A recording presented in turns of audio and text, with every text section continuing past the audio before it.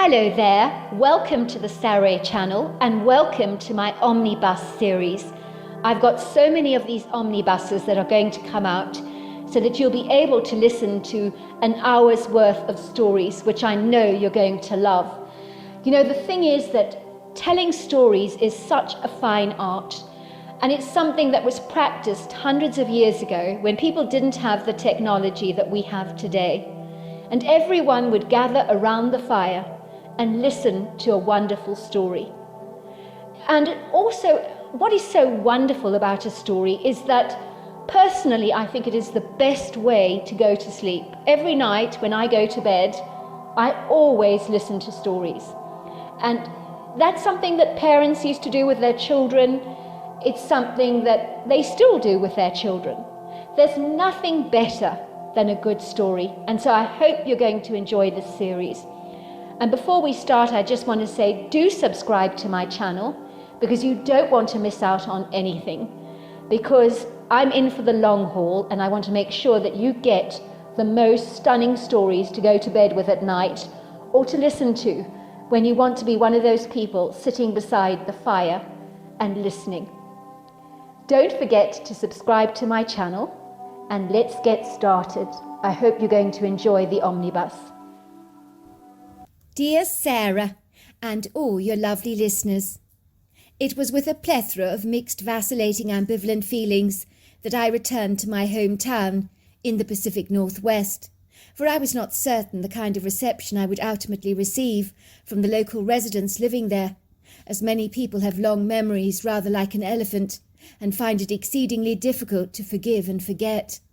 I was only thankful that I didn't look like I did 5 years back. In a strange way, people not recognizing me was some form of consolation, small comfort, I know. My once bottle blonde hair, the height of fashion at the time, had long since grown out. My natural colour was now a dark chocolate brown colour. It had been cut in a short bob for me by one of the prison inmates, who had once been an aspiring hairdresser at a prestigious hair salon, but was subsequently incarcerated for getting involved in some money laundering with her partner. When it came to my nails, they were now natural, unpolished, trimmed, and very short, not false, unusually long, or painted in a bright pink colour, like they had been in my former days, when preening myself had been a prerequisite to my daily life. In those days I cared about fashion, and looking as preened as some people's poodles or Afghan hounds. It would seem vanity had fled from me, once I was incarcerated, faster than a March hare. I had no desire to reconcile or become reacquainted with her shallow, frivolous and facile ways, for fashion and pampering no longer held my attention. One thing I'd learnt in prison is that appearances are only skin-deep and insubstantial. I couldn't see myself going to the bother of dyeing my hair again, and as for acquiring fake nails at the nail boutique, it had lost its allure. It seemed pointless and insignificant now, rather like the tinsel on a Christmas tree, or the cherries on a chocolate cake, nice, but unavailing, ineffectual, or surplus to requirements. Supposedly 5 years in a woman's prison had matured me from a new wine into an older, more substantial wine, with deeper notes, and of a superior quality. I had become infinitely more palatable with age, a much nicer person in every regard. Prison had made me cherish and esteem the things that really matter in life, that no money can ever procure, like meaningful human relationships and the scintillating marvels of nature. I'd lie in my prison cell dreaming of taking a hike down a mountain trail and running through a flowering meadow. Prison enabled me to shed the inconsequential things in life, like a butterfly releasing itself from the confines of its old cocoon and flying far away. I wanted to put the whole gruesome episode of the tragedy behind me, to forget that it had ever happened. Yet there were things about that fateful night that haunted, possessed, hijacked my darkest, most tenebrous nightmares. The alcohol I'd consumed to excess had successfully aborted my memories, leaving behind a residue of uncertainty. On the face of it, horrifying flashbacks prevailed in my mind, most especially waking up in a police cell and being accused of running over the neighbour's Swiss au pair, in my boyfriend's truck of all things, in a drunken state. I do not remember a time when I felt more shame, self-loathing or disgust. For all intents and purposes, I'd been found passed out in the driver's seat, covered in my own vomit, while a woman that I'd supposedly run over due to my inebriated intoxication lay dying in the middle of the asphalt road. She was dead before the emergency services arrived to deal with her grievous injuries. I remember none of those harrowing details, but I had learnt I was responsible for this woman's death, and this horrifying knowledge was a weighty burden to have to bear. Ostensibly, my dissipating memories had been defeated by the alcohol, fleeing from my recall, so my mind was left cluelessly blank, like a piece of pristine white paper. As a result, I was forced to accept the accusations from the prosecution, as I could not defend the unassailable, incontestable evidence that mounted up against me, rendering me guilty as charged. In the past, I refused to drive when I'd drunk, so why I had been driving my boyfriend's truck that night, I do not understand or know, for he had never allowed me to drive in a sozzled condition before. My boyfriend Paddy had informed the police that I had stolen his car keys, willfully taken his truck on the road in an intoxicated state. Everyone believed him. For what reason would I have to doubt his testimony, as Paddy was a forthright, truthful, upfront character, who was as honest as the day is young. On that night I had consumed litres of punch that I had believed was fruit juice to quench an insatiable thirst. I had no memory of anything after that, so to think I could drive a truck in such a bladdered state was hard for me to fathom. The trouble is, when you have no recollection of an event, it is paradoxically illogical and implausible to defend your failed memory, for it soon becomes your deadliest enemy or foe, for it is in the darkness that many unanswered questions remain hidden, and secrets lie surreptitiously buried, shrouded in mystery. For some the darkness is a friend or ally, as it conceals their iniquitous deeds. For others like me, blindly oblivious of my own actions, the darkness can conspire against you in ways you never gleamed possible. I was exceedingly lucky. My parents had hired a fabulous lawyer, which meant I got out of prison after 5 years. Some people are not so lucky and have had to spend their lives in prison for lesser crimes than mine, so I was exceedingly grateful. Believe me, I know, for I have seen people incarcerated for life in cases that are far less than mine. But that is the way the cookie crumbles. Not everything in life is fair. I was blessed that people testified on my behalf, assuring the judge that I had always refused to drive under the influence of alcohol on former occasions, and that I had been responsible in that regard. They couldn't comprehend why I had behaved so incongruously, as it was out of character for me to do so. It would seem there were things about the whole incident that were highly questionable. The defence sowed enough seeds of doubt to ensure I would serve a light sentence. The suggestion that I could have been set up wafted around the courtroom like a sweet-smelling perfume, leaving enough uncertainty for the court to be merciful towards me. Yet despite everything, 5 years did feel like donkey's years, as being stuck in prison was not easy. Some of the girls were rough, who had done quite heinous things in their lives, possibly due to growing up in abusive family environments, without loving parental boundaries. Unquestionably, prison food had been like god-awful slop, the stuff they throw into pigs' troughs that I initially refused to eat, until my hunger got the better of me. The beds were as hard as nails, the cells confined and cramped, and as for privacy, there was none. The humiliation of open showers and intimate, shameless body inspections by the female prison guards, who seemed to enjoy our discomfort, invaded my dignity and self-respect faster than any deadly disease. Worse still, there was a lot of promiscuous behaviour among some of the women, who looked upon new arrivals with licentious, salacious, immoral aspirations, so the less said about that the better. Let's just say there were many wanton, debaucherous women interested in me from a romantic perspective, which almost certainly made my skin crawl, and my legs want to run faster than a cheetah, away from this godless, iniquitous place. But I was lucky, as I made friends with a tough woman who watched my back and was happy to receive cigarettes for payment. When the taxi drove down the long ribbon of asphalt lined with towering oak trees that had grown substantially in the last 5 years, I almost had to draw in a deep breath, with the relief of smelling the comforting, welcoming aroma of home in the air. Everything looked familiar. I focused on the purpose at hand, something I'd been meaning to do for a long time when the opportunity finally arose.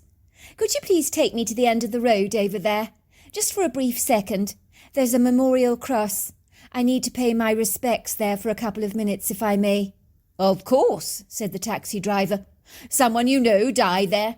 "Something like that," I said, climbing out of the taxi, with my handful of pretty white roses to lay down beside the cross. "Just give me a second, will you?" "You take your time, love, as long as you need," he said, pulling up his handbrake and waiting for me graciously. My parents had erected a white memorial limestone cross to replace the tacky wooden one in the turf that had been placed there by the locals under the oak tree. It read in loving memory of Elsa Gustafsson, who shall be sadly missed. I stood there for a sombre moment of reflection. I had never met the Swedish au pair, nor did I know what she looked like, but the guilt I felt for having mown her down in my boyfriend's truck in a state of intoxication was exponential. In truth, there was not a day that did not go by that I did not pray to the good Lord to forgive me for my iniquity. I knew that alcohol would never touch my lips again. How I wish I'd known the punch that night had been heavily laced with vodka, for I would never have drunk so much. I wouldn't have been so brazenly reckless and irresponsible. I apologized to Elsa every day for what I'd done, in robbing her of her whole future. I had come to a place of peace one night, when during a dream I could see the face of a pretty girl with blonde hair, and she was saying to me, "It's not your fault. It never was. But even so, you are forgiven. Please be at peace." Imagine my surprise when I found a picture of the deceased girl online. She looked exactly like the girl in my dream. I told myself that I'd seen her in passing some day, so my subconscious mind had remembered her. Why was the face in my dream so astoundingly accurate otherwise? I'd even written to her parents to apologize for what I'd done. I'd received a card in the post with only 2 words written on it: "You're forgiven." I remember I had sobbed with gratitude for their forgiveness. It meant the world to me. I laid down the white roses by the memorial stone. "Elsa, I'm so sorry," I said, as I studied the spot where the calamity had occurred. "I'm so sorry, Elsa. I wish I could remember what happened to you, but I know that there is no day that doesn't go by that I don't regret your loss." I was surprised to see a bunch of fresh roses by the memorial, which I thought was strange, unless my mother had laid it down, as it was 5 years since Elsa's death, and her immediate loved ones lived in Sweden, so who was bringing her fresh roses? "Thanks," I said to the taxi driver, as finally I climbed back into his car. "You can go now." "You're sure you're all right?" said the taxi driver, handing me a tissue, which I gratefully accepted. I blew my nose loudly, wiping away my tears. "I can't help noticing you're very upset." "Don't worry, I'll be fine," I assured him. I stared at the familiar rows of eclectic houses in our street that brought nostalgic, wistful memories of my childhood flooding back. I could see snapshots in time like a slideshow in my head, with me playing with my childhood friends on the street, knocking on the respective neighbours' doors for trick-or-treats, or at the Morrison house on the 4th of July for fireworks, as well as homemade lemonade we sold at the side of the road to raise money for the local animal shelter. I had decided not to tell my parents I was coming home today. I wanted it to be a surprise, but now I was almost scared to get out of the taxi when I finally pointed out my family home. "It's this house over here," I said. The taxi driver seemed surprised that I sat in the car, failing to get out for a few minutes, as I took in my environment, like a soaking sea sponge. "I'd think you would be champing at the bit to get out of the taxi," he said to me kindly. "How long were you inside for?" 5 years. "Could have been worse," said the taxi driver. "Still, 5 years, I would have thought you'd be dashing out to get out of my taxi to see your family again." "I think I'm just acclimatizing to my new environment. Even returning home is an adjustment." "I suppose that makes sense. It must be good to see the trees, the grass, the pretty houses, instead of bars." "Oh, believe me, it is," I said happily. "You have no idea." I bid the taxi goodbye. I stood on the street watching his truck turn around and glide into the distance, until his vehicle vanished from my sight. I surreptitiously made my way to the front door, my heart flapping wildly like a large sail blowing in a wind. On the outside, our cottage-style home looked much the same as it had always done, but it did look as if it had acquired a recent new coat of paint. There were hanging baskets outside the front door, full of fabulous colourful blooms, from lobelia to geraniums. I knocked on the door, using the horseshoe knocker. I heard my mother's voice say, "Coming!" She opened the door, and for a moment we stood there staring at each other, neither of us daring to say a word. My mother suddenly rushed over to me, breaking the silence, embracing me with effusive warm hugs. We both cried tears of joy and regret. "Darling, I'm so glad you're finally back. It's so good to see you." "I'm so glad I'm back too," I said. "I thought this day would never happen. 5 years was a hell of a long time. Far too long." "Oh, believe me, Mum, when you're incarcerated, you're counting the days until you're free again. But every day in that prison cell was like a lifetime for me. It dragged on and on and on. Time seemed to slow down." "Well, you're here now," said my mother, cradling me lovingly in her arms. "I want you to forget about everything. Put the whole wretched business behind you. Move on with your life. As my dear mother used to say, there's no point in crying over spilt milk. What is done is done. Pontificating over the past is never going to change a single thing, so it's futile to dwell on it. I'm sure you thought about the accident in prison an awful lot, but now a new beginning is well in order. A brand new, fresh start." "I agree," I said. "I have to put it behind me. If I don't, my past will suffocate me." "My point exactly, dear." I was surprised to see my bedroom had remained unchanged. It was just the way I'd left it, which was so reassuring and comforting. It was nice to think that some things had remained the same. When I glanced out of the window at my favourite magnolia tree, I was astounded by how much it had grown in 5 years. It was now utterly magnificent, while the backyard was more spectacular than I ever remembered. My parents had gone to town on the yard and the garden, with a mix of pretty perennials. It truly was like staring out on an English country garden, as I watched butterflies darting from one flower to another. "What do you think?" asked my mother, coming into the bedroom. "You mean the yard?" My mother nodded. "It's absolutely exquisite." "We did it for you," my mother exclaimed. "We knew how much the yard would mean to you when you came out of an ugly prison." "Thanks, Mum," I said, tears welling up in my eyes. "That's so thoughtful of you.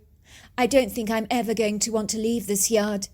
In 5 years, our King Charles Spaniels, Giles and Shadow, had grown significantly older, but they recognized me at once, greeting me with happy woofs and thumping tails.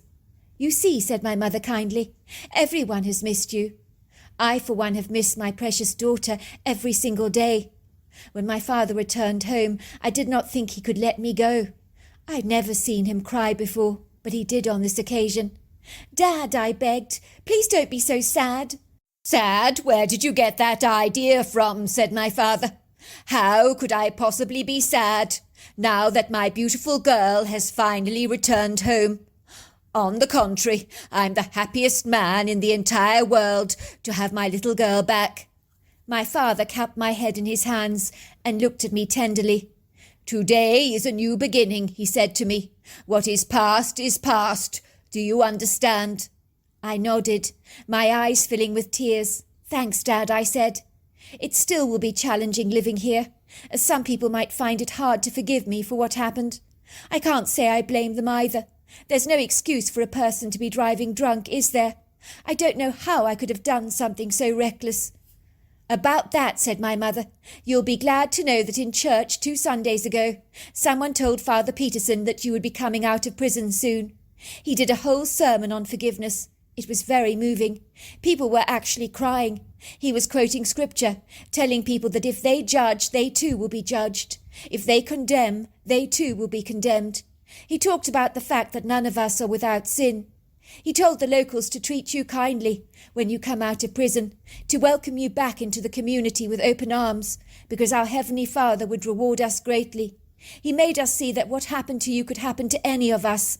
So after the service, people came up to me to apologize for some of the unkind things they've said about you. So I think returning home will not be as bad as you think, but it will still be a big adjustment, I'm sure." "What happened to Paddy Richards?" I asked my mother. "After I went into prison, he didn't even bother to write to me. I was very hurt. I guess he must have been angry with me for stealing the keys to his truck and running over the poor au pair. But, Mum, I don't remember anything. I can't believe I would be capable of doing those things drunk. But I was found in the driver's seat, so I have no choice but to accept the fact that it was me. Paddy got married, dear, a year after you were incarcerated, to Emma Robbins. Do you remember her? They have a child together now. Sweet little thing. He's an adorable child. I often see them shopping around town these days. It's clear Paddy is besotted by his little child. He's always carrying little Christopher on his back. I must confess that every time Paddy sees me, he dashes away as fast as he can. He's never bothered to say hello to me in 5 years since the accident. Not once has he inquired after you, or even given me a fleeting nod hello. I think he's terribly upset over what happened.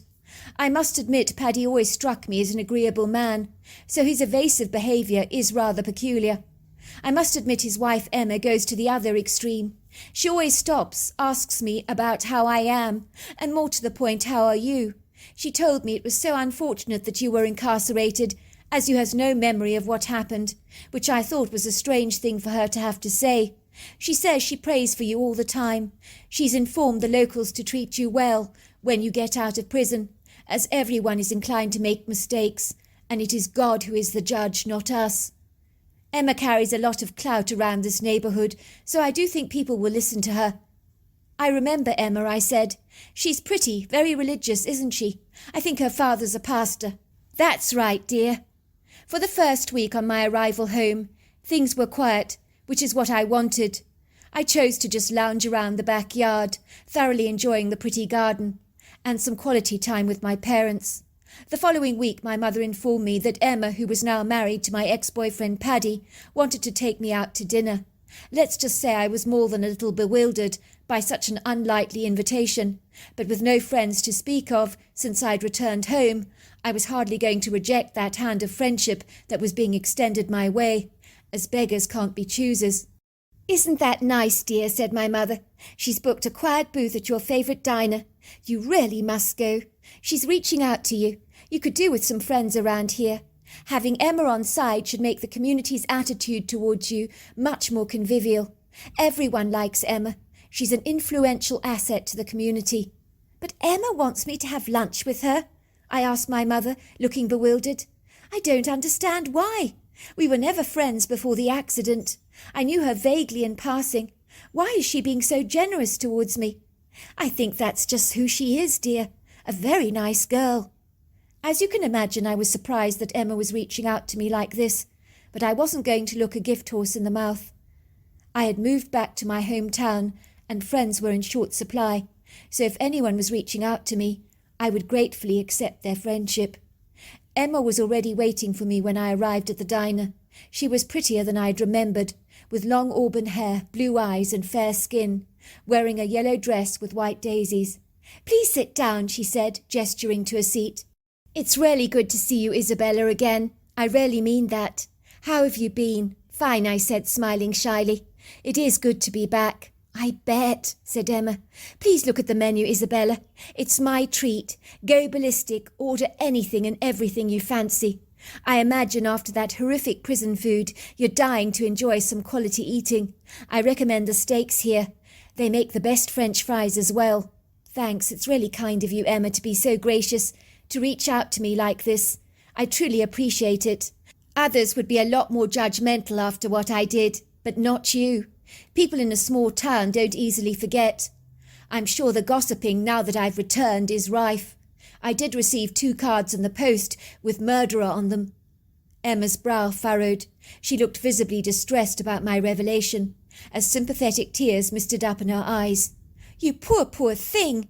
That's so mean! Please take no notice, Isabella. People can be brutally unkind sometimes, quick to forget that accidents easily happen. It never helps to hold grudges against others. It's so futile. Please don't blame yourself, she said, reaching out to my hand and giving it a tight squeeze. Remember, none of this was ever your fault, Isabella. What a strange thing to say, I thought, as the waitress took our orders. We both ordered sirloin steaks, medium well, served with creamy peppercorn sauce, chips, onion rings, and blue cheese salad, complemented by double thick chocolate milkshakes. "Is there anything else?" asked the waitress. "No, it's fine for now," said Emma, waving her away as if she was swatting an irritating fly. "Don't come back unless I call you. I need privacy," she told the waitress. "Me and my friend here. We've got a lot of catching up to do." "You're probably wondering why I invited you over to lunch. Now, it goes without saying I want to welcome you home, of course I do, and extend the hand of friendship. That's a given. But I need to talk to you about an exceedingly delicate matter concerning my husband Paddy. You do know that me and your ex got married," she said, looking rather embarrassed, flushing a bright pink colour. "I hope that's not upsetting to you." "Yes, my mother told me about that. Congratulations." "No, I'm not upset. Me and Paddy, we were more friends. In truth, the relationship had run its course. I was upset, though, that he never contacted me in prison. It would have been nice to have heard from him. I definitely think the two of you would be right for each other. He needs someone who has his back like you. I gather you have a beautiful boy together. I'm very pleased for the both of you." "That's so nice of you to say. He is the apple of his father's eye. Very naughty, but we love the bones of him, we do." "How is Paddy? Since the accident, I mean. Is he angry with me after what happened?" "I know he didn't get in touch with you," said Emma. "I'm really, really sorry, Isabella, about that. I told him he should do so. I told him it was important to contact you, but he just didn't have it in him to do so." "Well, I suppose I can't blame him, really. I mean, I did abscond with his truck in a drunken state and run over an au pair with his wheels, so I guess he probably never wanted to speak to me again. If the boot was on the other foot, I guess I might feel the same way." The next thing that Emma did surprised me. She handed me a suitcase. "Open it," she said, looking at me intently. "What is all this about?" I said, opening the suitcase that was filled with crisp dollar notes. I gasped in astonishment. "This is an enormous amount of money. Who on earth is it for? Why is it in cash? Why are you showing it to me?" "It's $1 million. It's for you, Isabella. It's compensation for the 5 years you served in prison. It's the least I could do in the circumstances. You see, Isabella, you didn't run down that Swiss au pair like you thought you did. My husband did. He was driving you home in his truck. He was only a little tiddly at the time. You were very drunk. You could barely sit up straight. The roads were incredibly quiet. It was 2 o'clock in the morning. The au pair had let the family schnauzer dog out for a pee. The mischievous dog ran across the road. She ran after him. The timing was imperfect. That was when Paddy ran over the woman. He could see she was dying. He freaked out. He put you in the driver's seat, collected the dog, and put it back into the house, as the front door was ajar. He phoned emergency services, made an anonymous phone call, saying he'd seen a woman driving erratically down the road in a drunken stupor, and that she had run over a pedestrian. "Oh, my God! Paddy set me up! That's despicable! How could he do such a terrible thing to me?" "I know," said Emma, her eyes filling with tears. They spilled down her cheeks.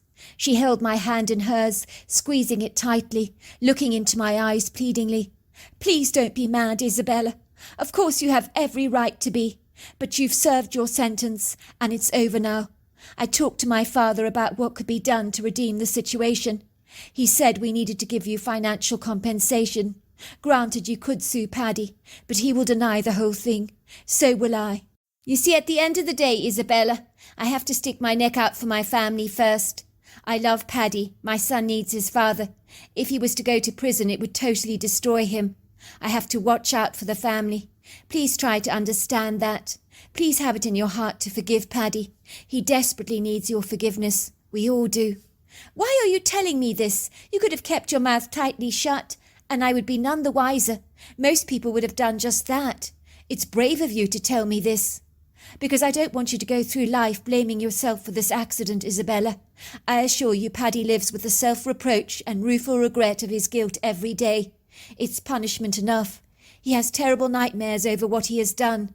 Please accept this money on behalf of all of us as compensation. Paddy would rather put a bullet through his head than go to prison. When he put you in the driver's seat, it was only because he felt you would cope better than he would in prison. Men's prisons are notoriously tough, hostile, uncongenial places. With someone as good-looking as Paddy, God knows what would have happened to him.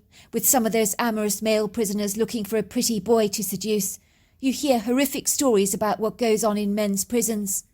I nodded. I understood perfectly. I knew all too well about the promiscuous behaviour in prisons. I had heard some horrendous stories that did not bear repeating. Please tell me what you're thinking, said Emma, looking concerned. I stared at the money and then at Emma. I do forgive Paddy. I do understand why he did what he did. It doesn't make it right. His behaviour was atrocious, but I get why he did what he did. I thought you'd shout at me, scream blue murder, said Emma, her eyes tearing up. I thought you'd lose it with me. But I couldn't live with the knowledge that you thought you'd killed someone. I had to let you know the truth. I don't want you to go through life crippled by guilt. I've already served time, I said. 5 years is way too long. I wouldn't want Paddy to go behind bars. It was a terrible accident, but both me and Paddy were drunk. Already too many people have been hurt by this incident. It's best we put it behind us.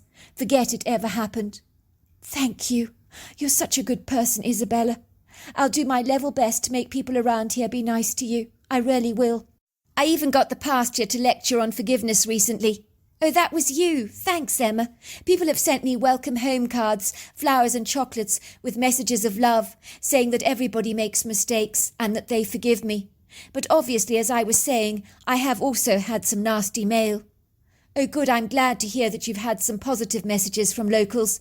It's like the social media, isn't it? You get some nasty trolls out there that leave vindictive messages. I asked my dad why people do such mean things. You see, as a pastor, he understands human psychology better than most. He said one should pray for the trolls, for they are the people in society filled with hatred and issues with low self-esteem. If they hurt someone online by leaving nasty messages like you're ugly, fat or stupid, or even worse stuff than that, believe me, there is worse stuff, like people saying, rot in hell, I wish you were dead. I've heard some nasty, really shocking stories about young people taking their own lives based on the mean comments of others. Oh, I believe it. Remember, I've been in prison. I know about human depravity and the mean things people can say to each other. It can be a warped world out there, but you just have to ignore the spiteful things people can say. My father says you pray for people that hate you and say all kinds of mean things against you. It's the best way to deal with people like that. They only say these horrible things to feel better about themselves anyway, as they're so miserable. And you know the saying, misery loves company. He's absolutely right about that, I said. I assure you, I shan't be going on social media. I can imagine I'd get some comments like murderer, rot in hell, stuff like that. Look, Isabella, you will take the money, won't you? My father would also like to pay all the lawyers' fees your parents incurred. It really would make me feel a whole lot better. Obviously, I wish we could give you much, much more. Ostensibly, you lost 5 years of earning a salary. You had to eat awful food and put up with being accused of something you didn't do. You need to accept this money. Hopefully, it'll give you the capital you need to have a flying start in life. I discussed everything with my father. He said giving you the money was the best thing we could possibly do. I know it doesn't compensate for the 5 years you lost, but it is a way of making restitution. Thanks, I said.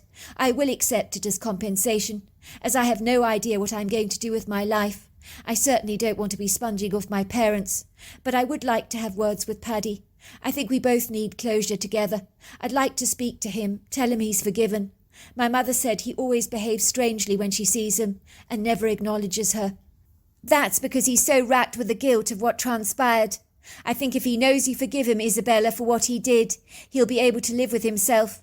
Every week he goes to the memorial site your parents erected, leaving roses for the Swedish au pair that died.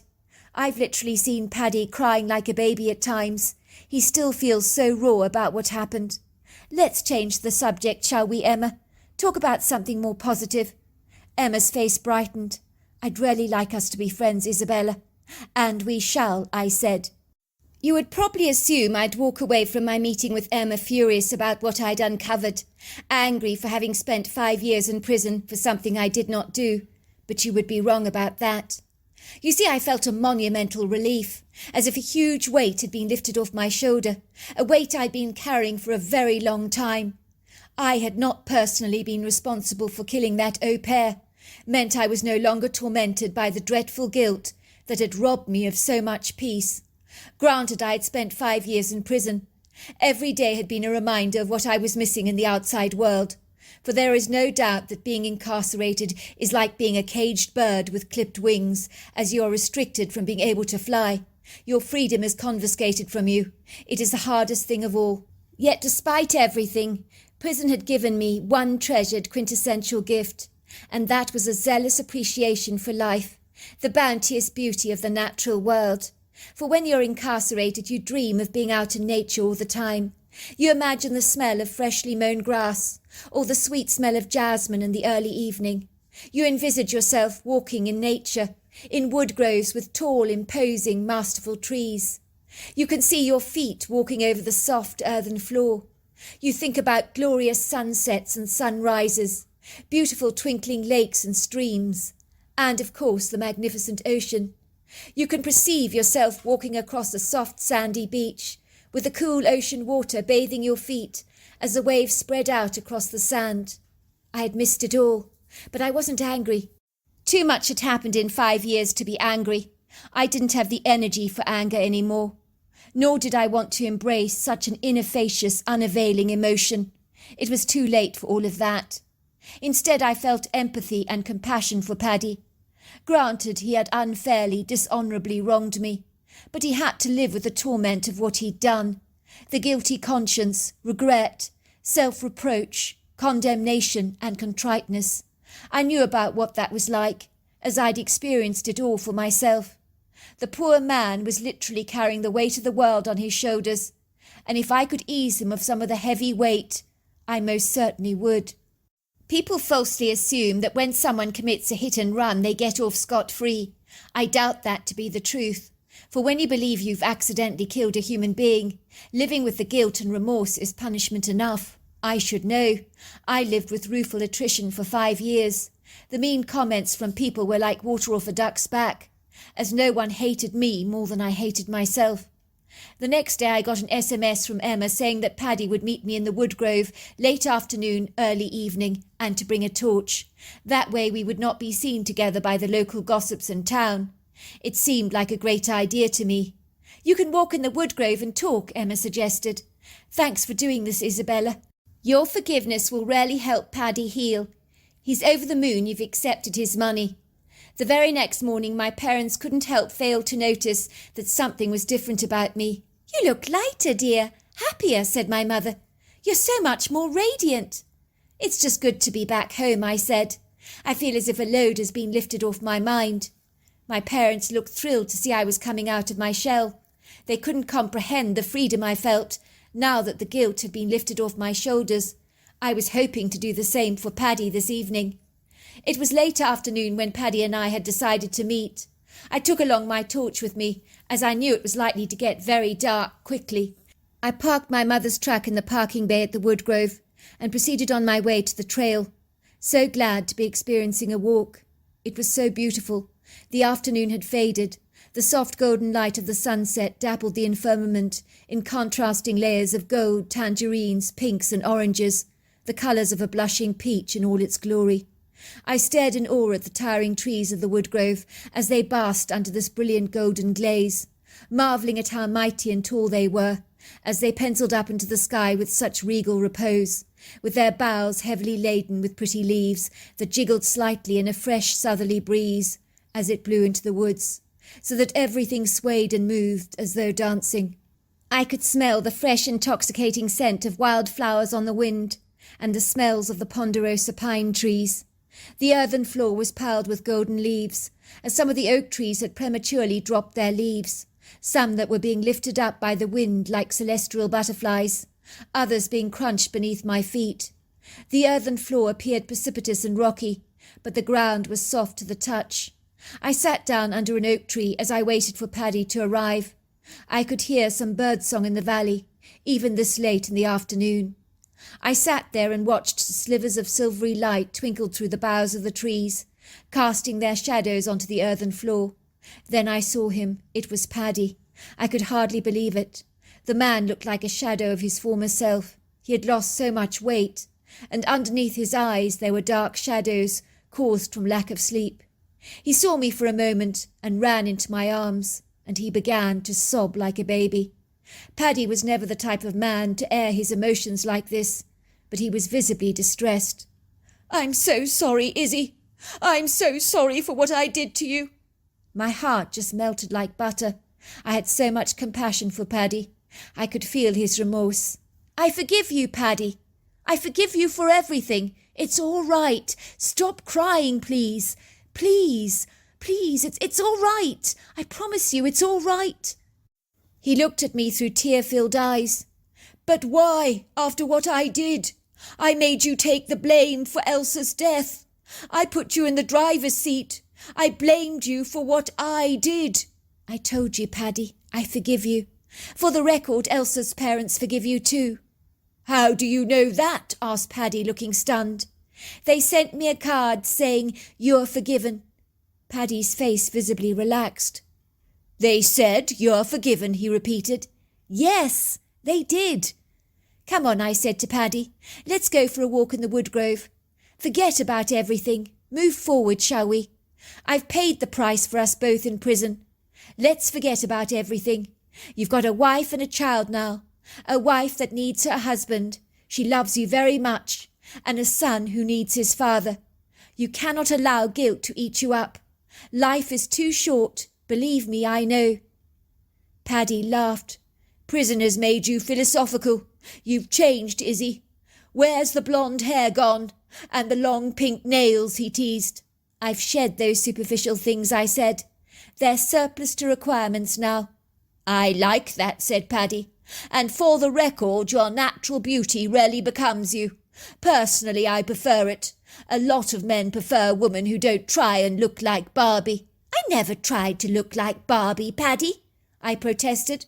"Well, maybe you did just a wee little bit," he said, eyeing me mischievously. "I'm glad you've given up on the long nails. The number of times you scratched me with them, I dread to think. You were worse than our cat Joey." "I was not." "You were," he teased. Paddy let out a huge sigh. "Joking aside," he said wistfully, "I just keep praying to God he sends me a sign from heaven, that he forgives me. Then I think I will find my peace." "What sort of sign?" I asked. "I don't know," said Paddy.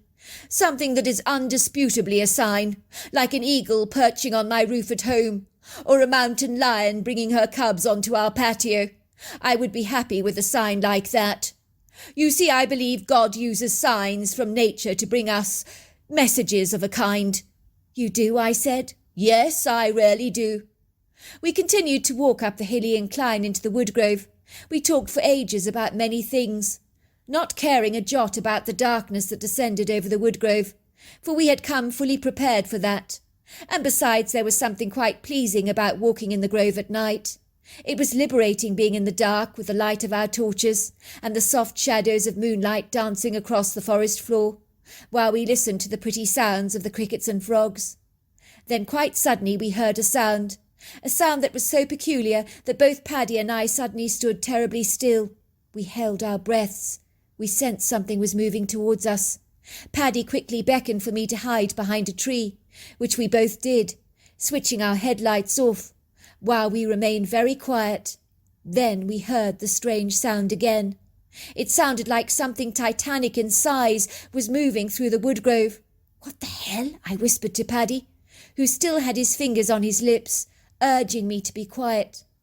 The only way I can describe the sound was that thumping feet were pounding the forest floor so hard that it physically vibrated.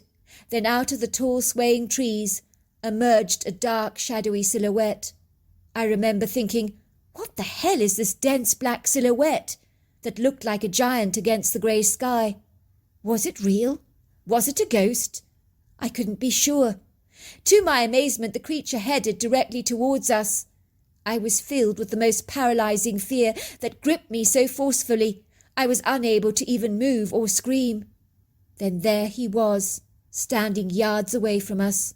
Soft shadows of moonlight danced over his handsome, human-like face. I was astonished. It was a Bigfoot, looking directly at us. For a moment we stared. The Bigfoot reciprocated our stare by staring back at us. I was surprised to find I was locked in his eyes. They were so kind and congenial. I felt no fear, despite his titanic size. He was easily over 7 foot tall, 3 foot wide, and 600 pounds. The Bigfoot's treacle-coloured eyes filled my heart with a loving, energising warmth that I had never ever experienced before, that is not of this world. I can only describe it as angelic. The creature scratched his head, looked at us for a moment, and nodded, as if he was greeting us cordially, but I sensed he could read our hearts like a book.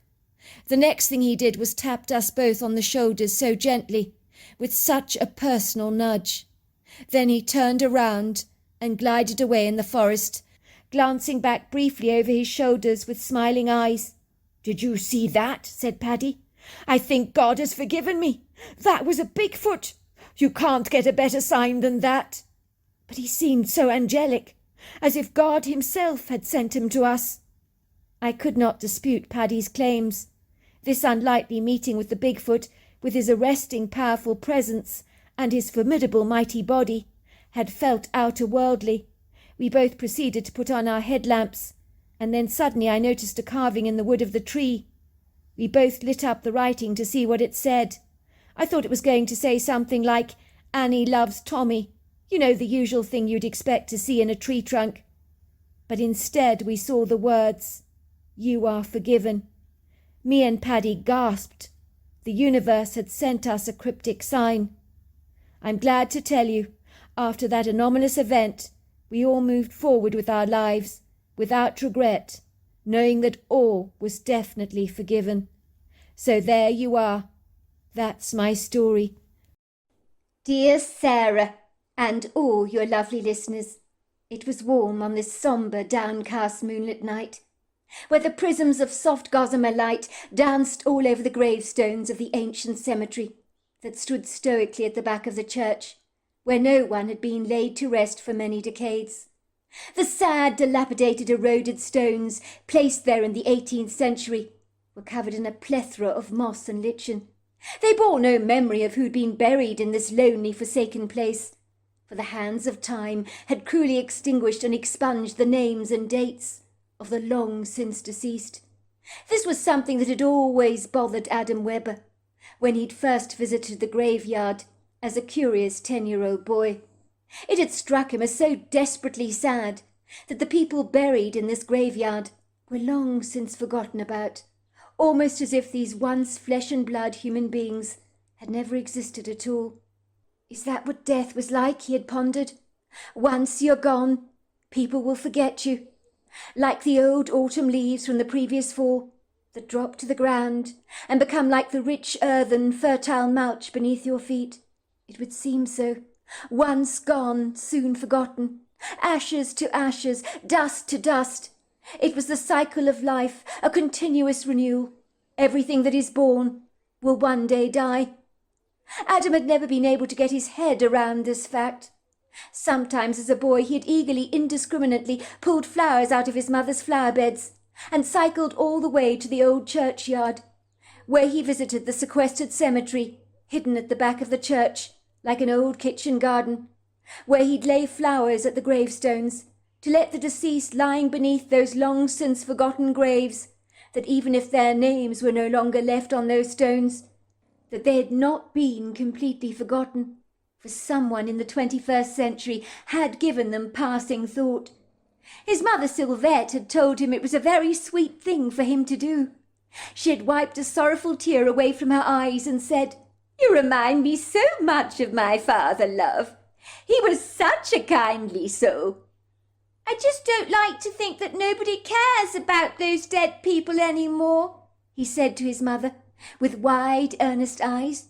"I mean, even Pastor Lee doesn't care about the old graveyard at the back of the church, does he?" "Sweetheart," his mother had said, brushing the curls of black hair away from his forehead affectionately, and looking straight into his disquieted green eyes. "Those people in that graveyard died a very long time ago, love, in the 1800s. The names have been eroded away by the elements, you know, the rain, the hail, the wind, that kind of thing. Of course it is desperately sad, but that is what time does, my love. Pastor Lee has got far too much to do with his time than to worry about those that have long since departed, who are not even or were not his parishioners. It's the living he has to worry about now. We can't help the dead, can we?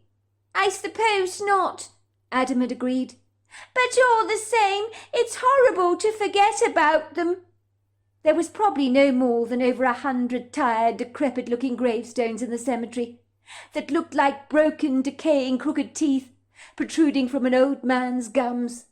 The churchyard was regularly managed by a team of efficient, no-nonsense landscape gardeners who kept the grass sensibly cut and the colourful flower beds well maintained.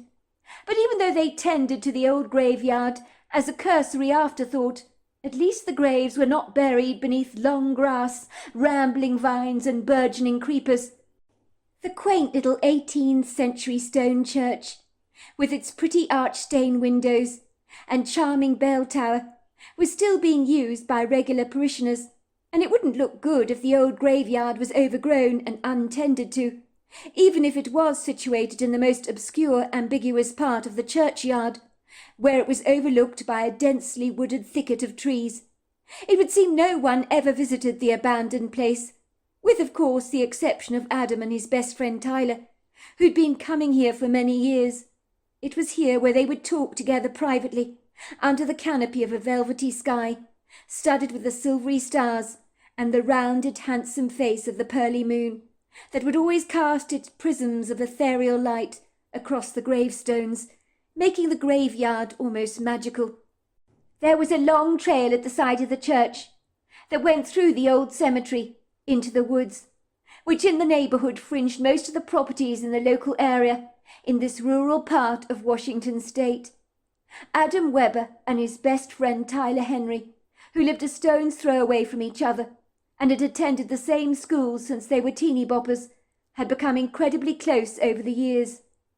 Adam thought of Tyler more as like a brother, as they did absolutely everything together.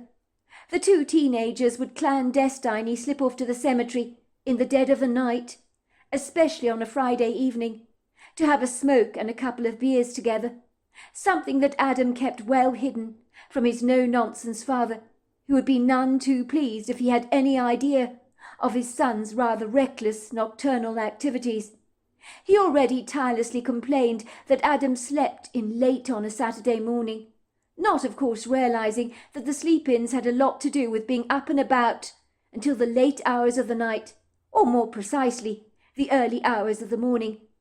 Adam would return home, cautiously slipping back into the family house, rather like a furtive burglar, taking precautions to be as quiet as he possibly could, to avoid waking his parents up. Adam, at 18 years old, felt very aggrieved that his father sometimes still treated him as if he was 10 years old. For Tyler's parents, by contrast, allowed the young man to do what the hell he liked. They considered him to be an adult. Adam was not so lucky. The temperature tonight was very much like a pleasantly warm summer's evening, so both teenagers were suitably attired, wearing short-sleeved cotton shirts and denim jeans.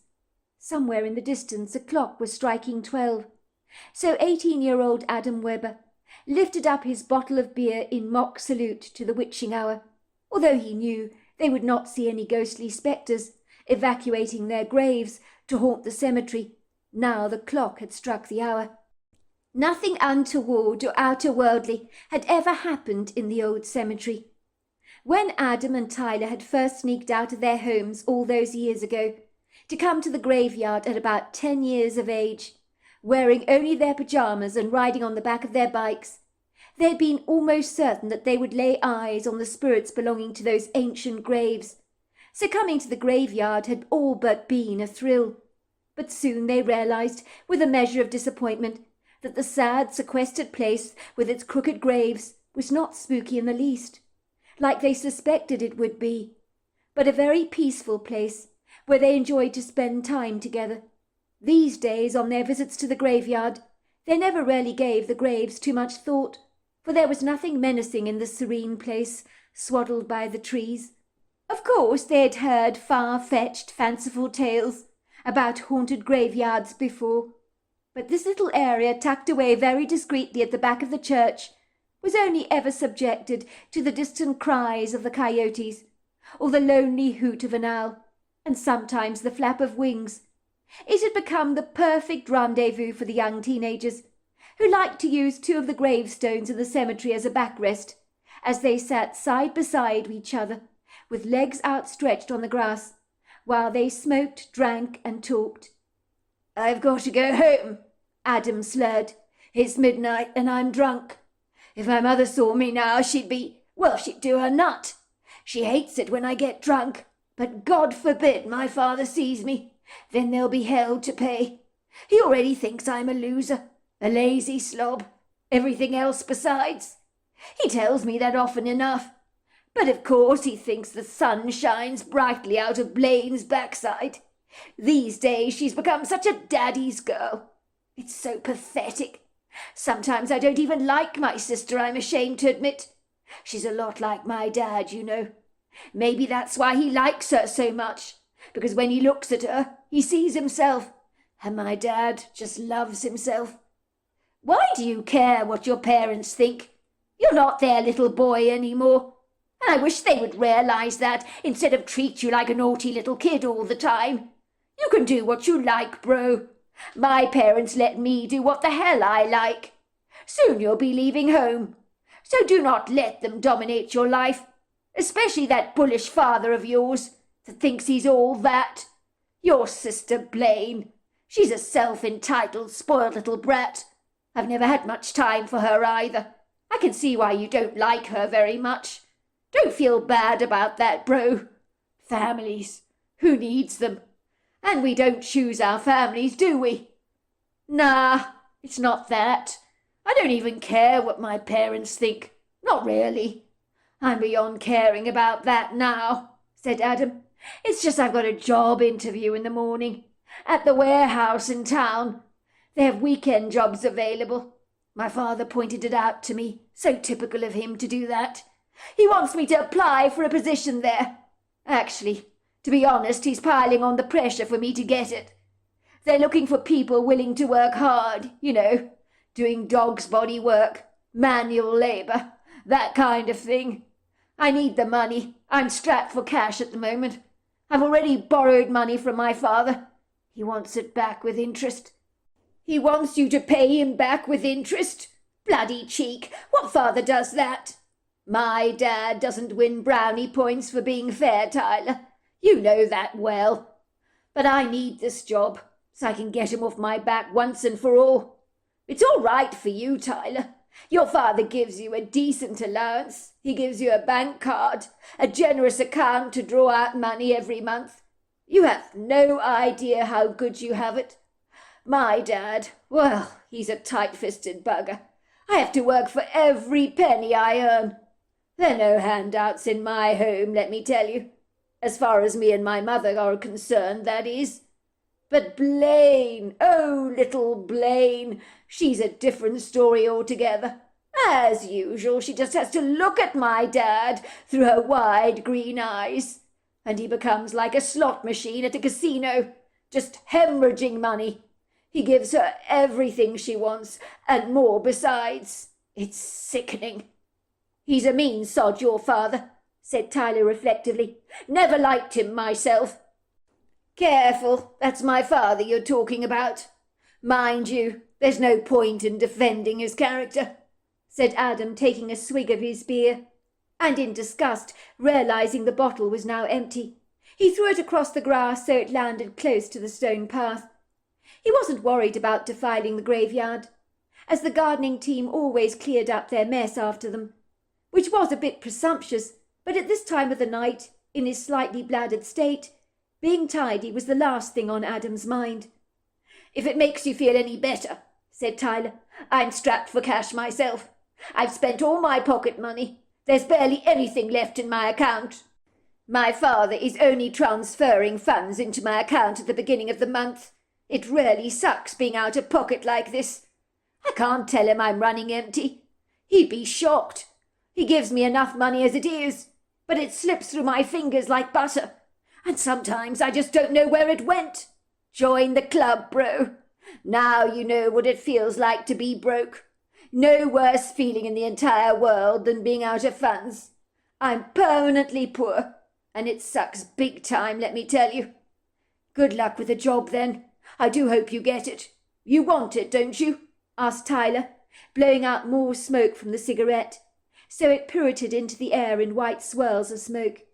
He stabbed the butt of his cigarette into the ground and let out a wistful, rather weary sigh. Sorry, bro. I suppose that's a stupid question to ask you in the circumstances. Adam shook his head sorrowfully. Of course I don't want the bloody job. Are you kidding me? Absolutely not. The man who runs the joint, his name is Michael Parker. I understand he's a bit of a slave driver. So no, I'm not looking forward to it. Well, I haven't got it yet, have I? But I know it's hard physical back-breaking work, let me tell you, requiring a lot of lifting. But as my father keeps saying, beggars can't be choosers, and I need this job. He said that to you, said Tyler, making a smirk. So typical of your dad. He doesn't treat you right, bro. Now you know why I don't like your father. Don't worry. The feeling's mutual. My dad doesn't like you either. But he's not desperately fond of me, so I wouldn't worry about it. He keeps telling me that I'm like my mother's father, who died before I was even born. He looks down on my mother's father because he's so kind. Well, he was so kind, and he sees that as a weakness. Like a crack in the wall, so to speak. A leak in the roof, perhaps. Why does that not surprise me? Said Tyler, taking a swig of his beer. I told you he's a mean bugger. It's no skin off my nose if your dad doesn't care for me very much. I don't give a toss about that. Well, he thinks you're self-entitled. A bad influence on me. When I told him your father transferred money into your account every month, he said you were a spoilt brat. And was it any wonder I was always asking for loans so that I could keep up with the Joneses and try and compete with you? I don't give a fig what your dad thinks of me. He's a loser. He should give you money. You should have an allowance by rights. You're his son, for God's sake. He's rich enough to wrap you in clover, but too mean to help you out. It sucks big time. Tyler paused for a brief moment in reflective thought, blowing out yet more swirls of white smoke into the dark, tenebrific night. And finally he said, You want money, bro? Adam cocked his head back in a mock laugh. You're joking, right? Of course I want money. But I know you can't help me out. It sounds like even your bank vaults are running empty. The two of us, we're like pitiful paupers at the minute. I have to hope I get a job at the warehouse to replenish my dwindling finances. If I don't get money soon, there'll be no more beers and cigarettes for us to enjoy out here in the graveyard. Until, of course, you get paid by your father. Unless you can pilferage a few beers from your fridge at home while he's not looking. I could do that, said Tyler. But what about the cigarettes? I'm running dry. My parents don't smoke. This is the last box I've got, he said, looking down sorrowfully at the empty box, as if hoping it would start sprouting out cigarettes. Well, don't look at me, Tyler, to help you out there. You're saddled with an impoverished best friend, I hate to remind you. I'm down to my last pennies. Even my sister Blaine refuses to give me a loan, and she's got sizable amount of money now, thanks to my father giving her anything she wants. She's a daddy's girl, let me tell you, and I don't mean that in a good way. Let's just say both Blaine and my grandfather are the two people I know sitting on their savings like a hen warming its eggs. My grandfather stashes cash around his house like a lot of old people do. He's afraid of banks, I suspect. Blaine, on the other hand, keeps her cash in a pillowcase, counts it every night. God forbid any of it goes missing. I'd be the first one she'd blame. Your grandfather? My God, said Tyler. Why didn't I think of it before? You've mentioned this to me, that he keeps a sizable amount of cash around his property. That's our answer, bro. It's staring us straight in the face. What about my grandfather? If you're thinking I can approach him for a loan, think again, Tyler. He's a miserly old sod. I know I shouldn't speak badly of my own flesh and blood, especially an old man, but I've never liked him very much. He's always waving his walking stick around in a threatening gesture, complaining bitterly about everything. You should see when he comes to our house for dinner on a Friday night. He picks faults at the meal my mother prepares for him, calls her a useless cook, and my mother's an excellent cook, I might say. But he likes things done a certain way. He's very pernickety, you know. He lives in that double-story house next to yours, isn't that right? That small place. The house on the other side belongs to Mr. and Mrs. Welsh, if I remember right. Yeah? What about it, bro? Well, you said it yourself. He's got savings. He keeps plenty of cash stashed around the house. Yeah, he does. He keeps some of his savings in the freezer, in a Tupperware container. I saw it there once, you know, when I was helping myself to ice cream, of all things. He doesn't know I discovered one of his hiding places. You're kidding, right? No, I'm not. I'd never been to his house before, even though I'm his grandson. But he asked my dad over once to play Monopoly with him, as his best friend was taken ill in hospital for surgery for a broken wrist or something like that after a fall. That man always plays Monopoly and other board games with my grandfather. My dad didn't want to play Monopoly with the old bugger, so he sent me instead to appease my grandfather. My grandfather's obsessed with the game of Monopoly, so he must have money permanently on his mind. He was counting the fake stuff non-stop. I didn't enjoy playing with him one bit. He cheated all the time, but I never said anything. I thought it strange and pathetic for an old man to need to incessantly cheat. I mean, it's something a kid does. I had to play with him for my father's sake, but the cheating was very off-putting. That sucks, bro. Who wants to play with a cheat? I bet the man's a sore loser. I imagine he is, but I wouldn't know, because he's won all the Monopoly games he's played with me. Not that they're many, of course. Anyway, while I was at the house, my grandfather asked me if I wanted ice cream, and naturally I said yes. I mean, who in their right mind refuses ice cream? He told me he had a selection of Tom and Jerry's ice cream in his box freezer, and I could scoop several flavours in 2 bowls for us to enjoy. I'm sure while I was doing that, he was clandestinely putting some more hotels onto his properties in the game, because when I returned to the Monopoly board, it looked a hell of a lot different, let me tell you. My grandfather suddenly became a whole lot richer. He looked terribly pleased with himself, as if he'd pulled the wool over my eyes. But I knew what he'd done, sneaky bugger. You're right, that's pathetic. Seriously pathetic. He's an old man and he does that. He should know better. Anyway, when I went to the kitchen to prepare us our bowls of ice cream, as I was pulling out the ice cream from the cabinet, that was when I saw the Tupperware container. It was marked frozen rice. I had to push it away to get to the ice cream. It fell to one side and got my immediate attention. I heard a rattling sound. It ominously sounded like coins. I figured out that the Tupperware container did not contain rice after all. So you naturally looked inside, did you? Of course I did. I opened it to review the contents. It was full of frozen banknotes, loose coins. Quite a bit of money was in there. I'd say easily over $5,000, possibly more. I couldn't believe it. But I can't say I was remotely surprised. My bet is the miserable old sod has stashed money all over the house. It's probably under his mattress, in every nook and cranny. I know he doesn't trust banks in the slightest. He's always been a bit of a tight Scrooge. Even at Christmas, when we give him presents, he's quick to tell us he's forgotten our presents at home, and then they never materialise. Which leads me to suspect he never bought us a present in the first place. That sucks. Did you take any of the money you saw in the Tupperware container? Asked Tyler eagerly. Please don't tell me you didn't look a gift horse in the mouth, and take just a tiny bit for yourself. After all, you can justify it to yourself, for all the Christmas presents that you never received, that he claimed to have bought you, and your sister over the years, and obviously never did. Of course not. I'm not going to kid, I was tempted, but I know my grandfather counts all his Monopoly notes. So I suspect he does exactly the same with all the money he stashes around his house.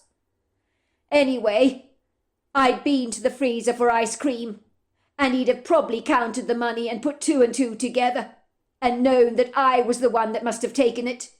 He'd likely bang on our door in the middle of the night, scream blue murder, even call the police on me. And my dad would probably hit me with his belt.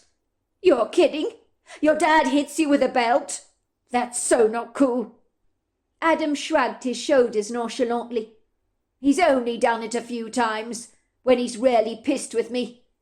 If I stole my grandfather's money, not that he's got much time for the old man, but let me tell you he would beat me so hard that I probably wouldn't walk for a week. That happened to me once before, when he got so mad with me and completely lost it. I took spare change out of a drawer to order pizza for myself. He flew off the handle about that. He said I should never presume to take anything that is not mine. I know my grandfather beat him black and blue when he was a boy. He swore blind he'd never do the same to me. But it seems the apple doesn't fall far from the tree, does it? And when my father loses it, he lashes out. And I don't think he can help himself. It's like he loses all control over his temper.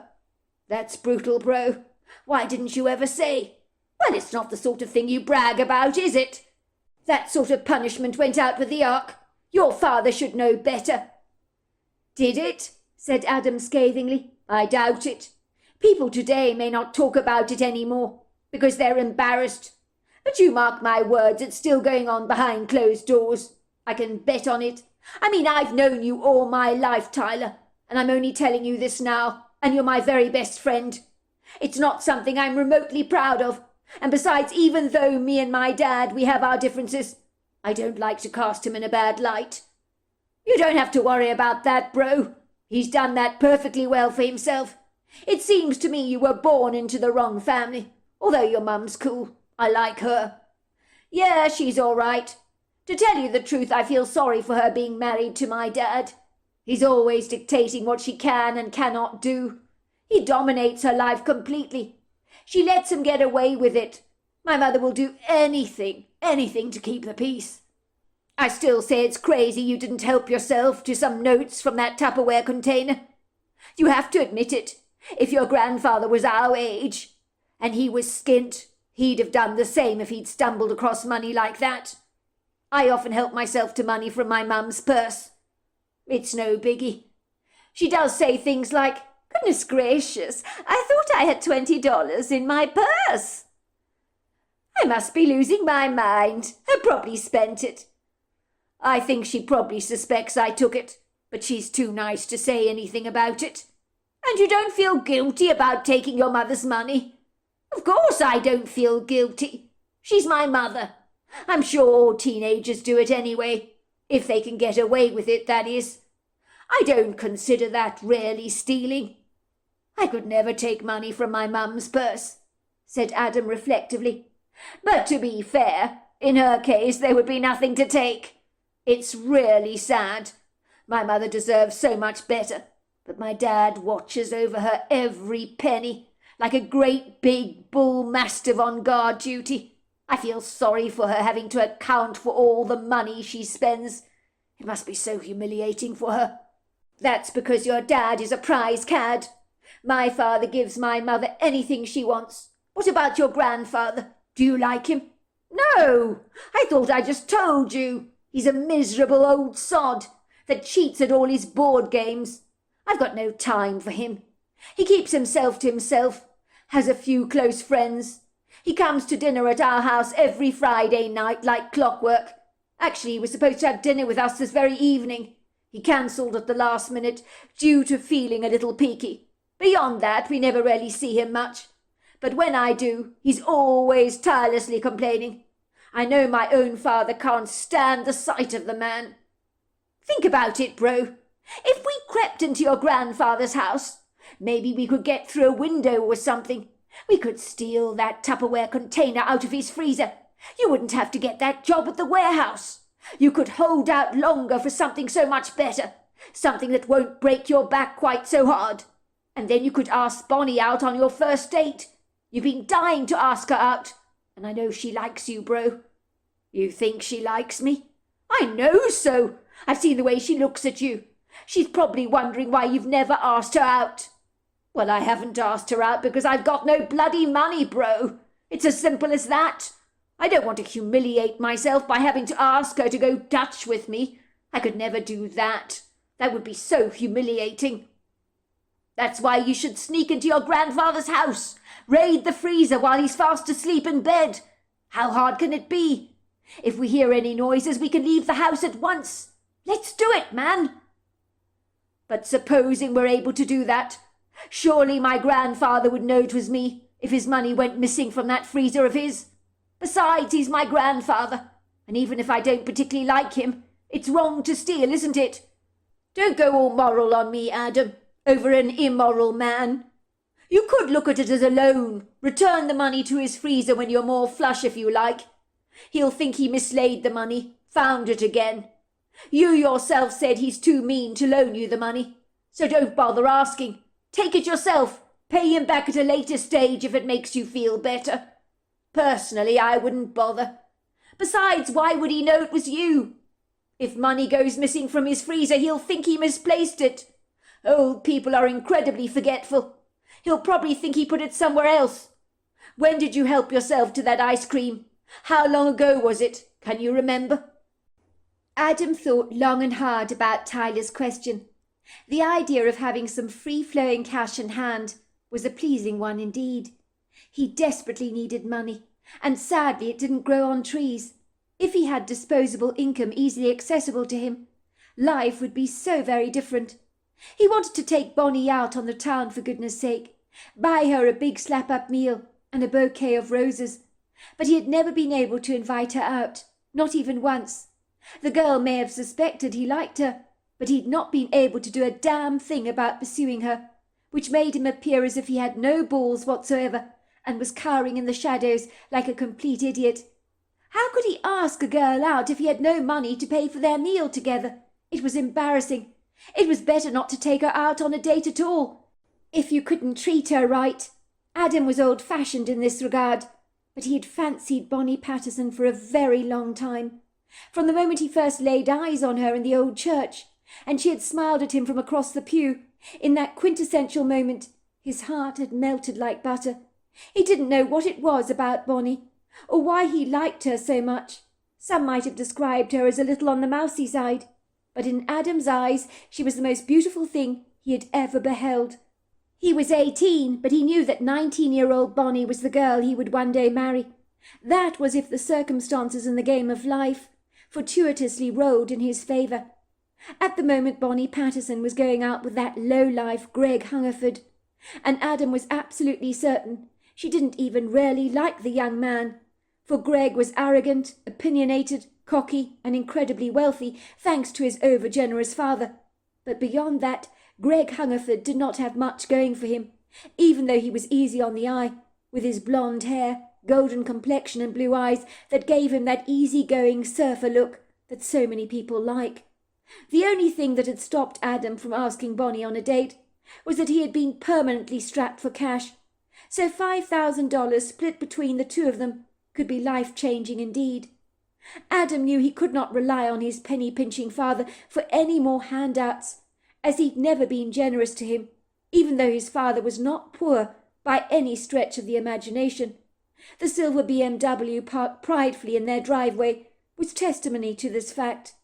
Adam knew his father was highly respected in the company where he worked, as a CEO for an up-and-coming Japanese organization that had earned an illustrious reputation over the years, with its innovative, pioneering and cutting-edge products that were launched on the American market.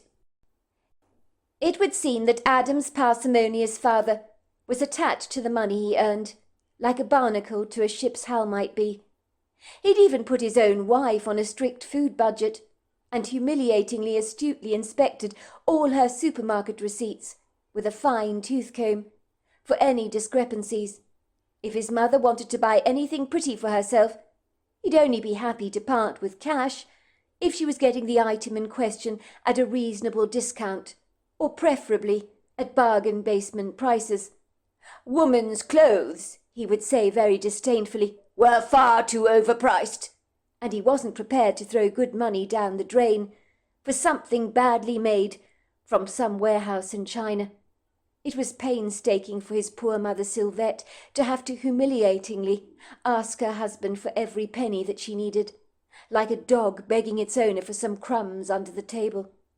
Adam knew he'd never ever treat his own wife like that one day. It was so denigrating and demeaning. He hated the way Sylvette was patronized and belittled by his father. He knew his mother was terribly afraid of his father, for he had a huge temper on him, and when he erupted, Adam noticed he would make the glasses hanging in the bar rattle under the booming cadence of his voice, and Sylvette would do just about anything to keep the peace in their household, so she was always very subservient. The only person in the Webster household who managed to masterfully extract any cash out of their miserly Scrooge of a father was Adam's ever so complacent, manipulative sister Blaine, who only had to coquettishly flash her eyelashes at their father, or bleat rather pleadingly, like a desperate lamb being attacked by a coyote, for her father to hemorrhage money for her, like it was nobody's business. "Dad, I've seen this amazing dress. It's absolutely amazing, and I really want it," she would say, through twinkling, beseeching eyes, and their father would extract his thick black leather wallet from the back of his chinos, ask her how much it was, and literally rain down money on his daughter like manna from heaven. Regretfully, Blaine was selfishly as tight as her father was, so when Adam asked his sister for a loan, she would take great pleasure in doggedly refusing his every request, while rubbing her great stash of cash under his very nose so that Adam would drool like a dieter might over a chocolate cake. "Come on, sis," Adam would appease her. "Please give me a little loan. I would really like to ask Bonnie Patterson on a date. I promise I'll pay you back every last penny." Blaine would give her brother a self-approving, conceited smile and say, "Sorry, I'm not parting with any of this cash of mine. And by the way, don't waste your time with Bonnie Patterson. She's not interested in dating a poor little church mouse like you. I mean, credit that girl with some sense, will you? She's going out with Greg Hungerford, isn't she? And he's absolutely loaded. You'll never be able to compete with him. Besides, he's a lot better looking than you are. I think I heard from someone that Bonnie only likes blondes. So tough titty, you don't stand a chance, bro," she had told her brother rather delightedly. Adam inwardly winced at his sister's cutting words, but Blaine had a mouth on her that was dirtier than a potty. "That wasn't a nice thing for you to say, sis, and it's not true, and you know it, and I know it." Whatever his sister might say to ruffle his feathers and get a satisfactory rise out of him, Adam knew he wasn't bad looking. He'd been told that often enough, with his dark locks and deep green eyes. "One of these days Bonnie will definitely go out with me. But please, sis, be reasonable. Loan me some money, will you? I will pay you back with interest if need be," he had begged his stony heart sister, but to no avail. "Go away, will you, Adam? Leave me alone, for goodness sake. I don't need to listen to you begging me. It's pathetic. I told you. I have no intention of lending you any money. So go away, will you?" Adam knew only too well how his frugal father would react if he were to ask for yet another loan. It would be Groundhog Day all over again, being replayed. He could predict word for word the vocal trajectory of his father's condescending words, almost as if reciting a poem he'd rehearsed. It was unfair that his smug sister never owed their father a single penny, because the money Adam's father gave her was always a gift, never ever a loan. Yet every dollar that came his way was being accounted for by his thrifty father, and would need to be repaid in due course. And his father wouldn't hesitate to add interest on the loan. Tyler was right.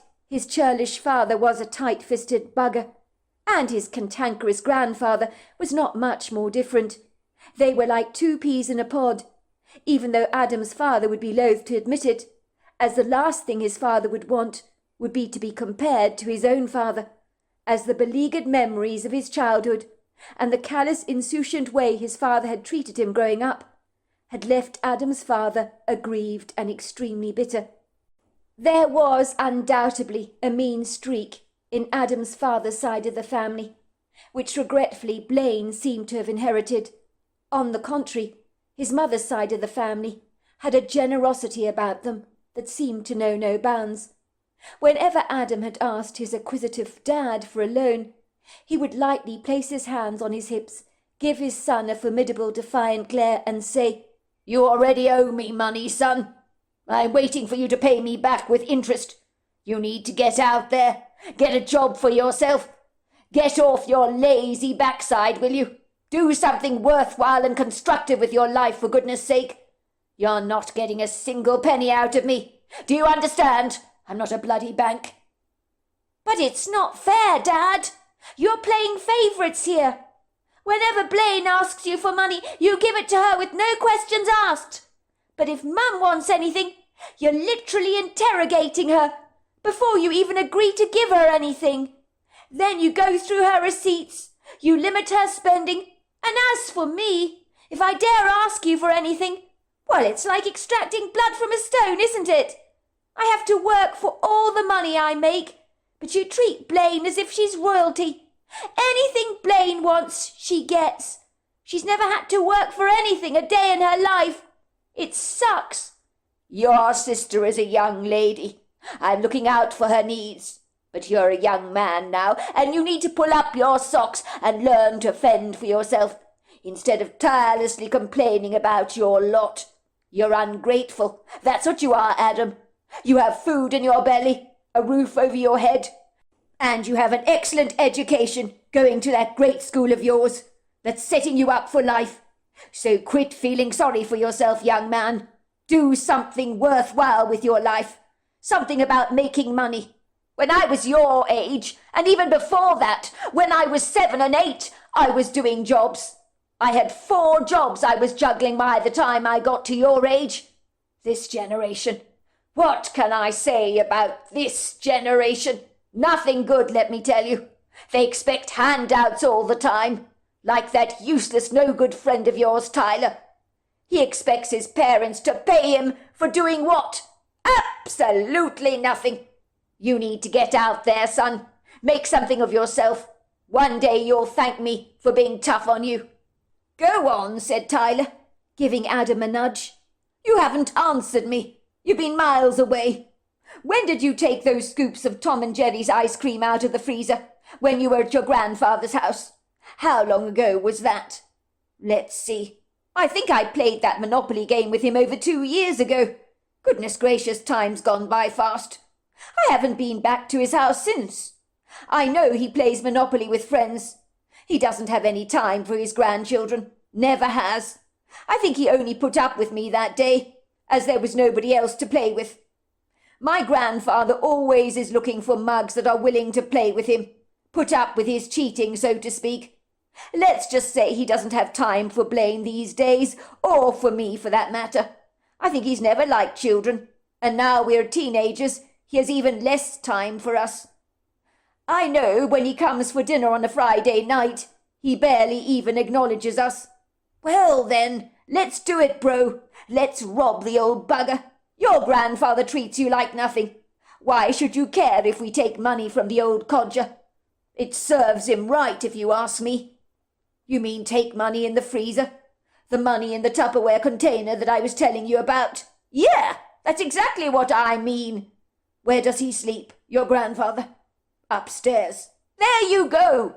And the kitchen's downstairs. Let's go and check out the place. And if we can get in, we can make a beeline for that freezer of his, and be out of his house without even blinking an eyelash. Your grandfather will likely sleep through it all. And you and me, we'll be flush with the cash. We'll split it down the middle. How hard can it be, bro?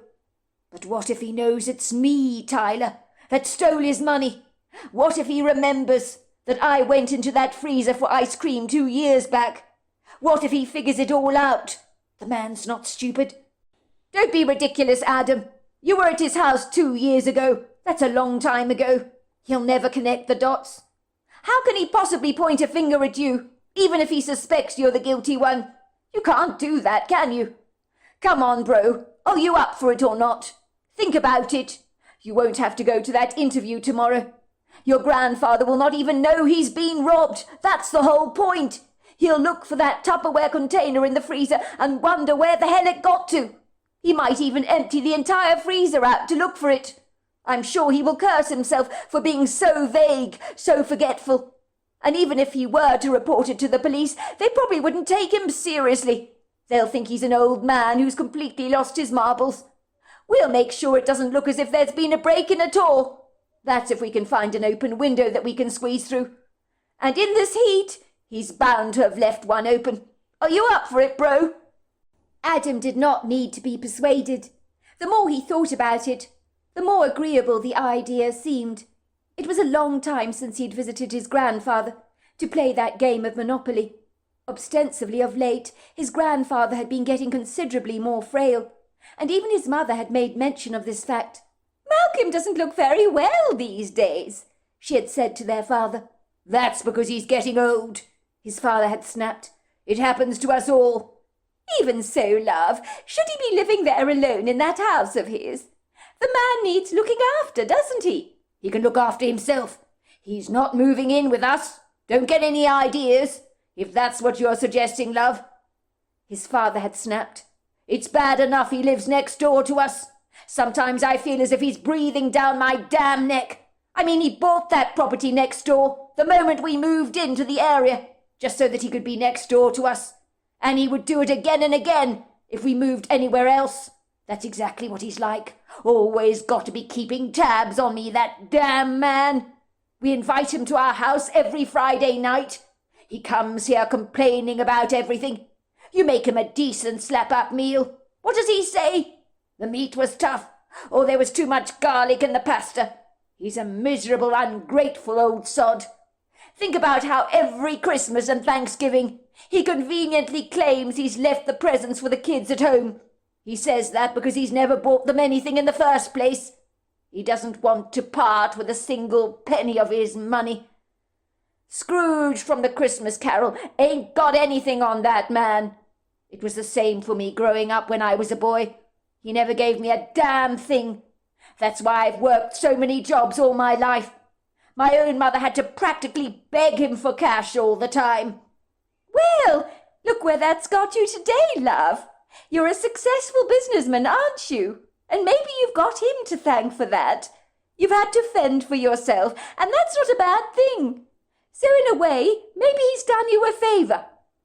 That man! He's never done a damn thing for me a single day in my life, snapped Adam's father. He didn't make me who I am today. I did that all myself. I owe him absolutely nothing. He made my life a living hell growing up, if you must know. Adam had never particularly liked his rather disagreeable, grouchy grandfather, and not once over the course of their young lives had the frugal man so much as given him or Blaine a Christmas present or even a birthday present. His father was right about that. Adam found it rather like the pot calling the kettle black that his own father had very little nice things to say about his grandfather, when in truth his father was a chip of the old block. It was ironic that his own father was even treating his wife in the same condescending fashion his grandfather had treated their grandmother over the years, and yet he failed to see it. This was payback, Adam persuaded himself. It wasn't really stealing. He was getting the money that would have covered the presents he and his sister never received over a lifetime of birthdays and Christmases. When he thought about it in this way, it meant breaking into his grandfather's house felt like not half such a bad idea. When push came to shove, he was simply getting back what was rightfully his. His grandfather was not poor, so losing a little cash would never be a problem for him. The two teenage boys left the graveyard recovering their bicycles that were perched up against the side of the stone walls of the church that his mother attended zealously every Sunday for years on end. And on occasion Adam and Blaine had come along. Ostensibly their father resolutely wanted absolutely nothing to do with the church. He resentfully claimed that if there was a merciful God, he had not been there for him as a boy, when his father had beaten him black and blue with a belt, so he wasn't going to worship an insouciant God like that, if indeed God was real, which he seriously doubted.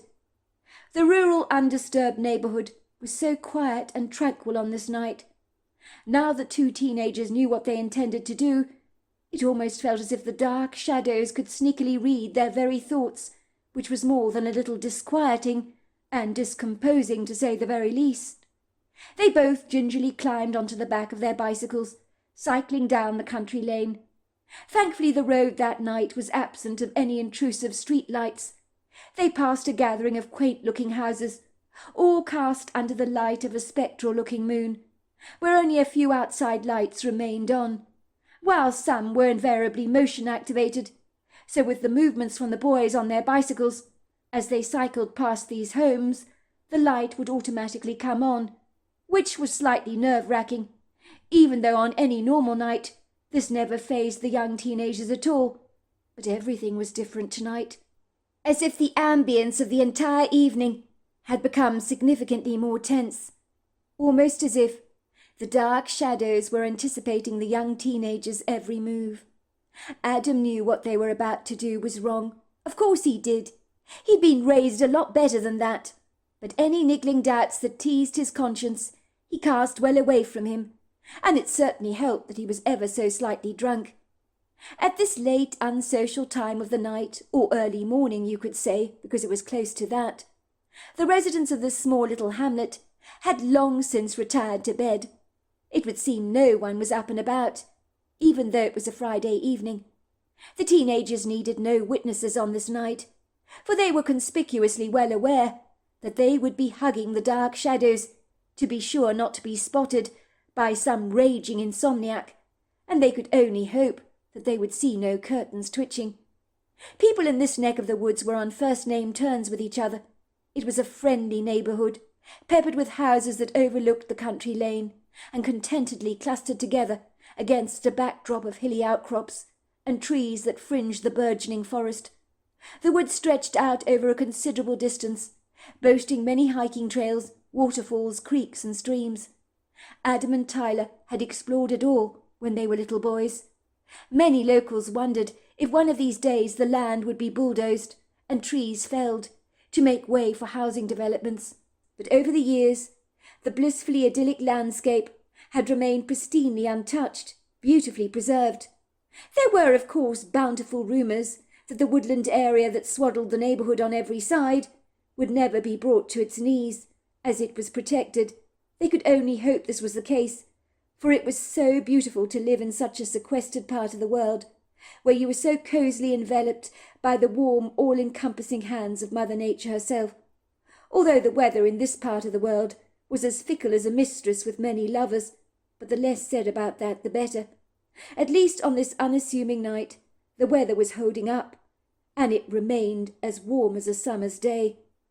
It wasn't uncommon to find deer in the late evening or early morning, foraging on people's properties, and some of the locals actually left apples out for the deer, especially during the cold, bitterly cruel winter months, when it was more challenging to forage for food. Everything was carpeted in crisp white snow at that time of the year. But beyond that, there were also many other nocturnal creatures that visited people's properties at night. There were, for example, a lot of raccoons that visited Mr. Blackleford's at number 23. He was always zealously feeding them with hot dogs and cream cookies.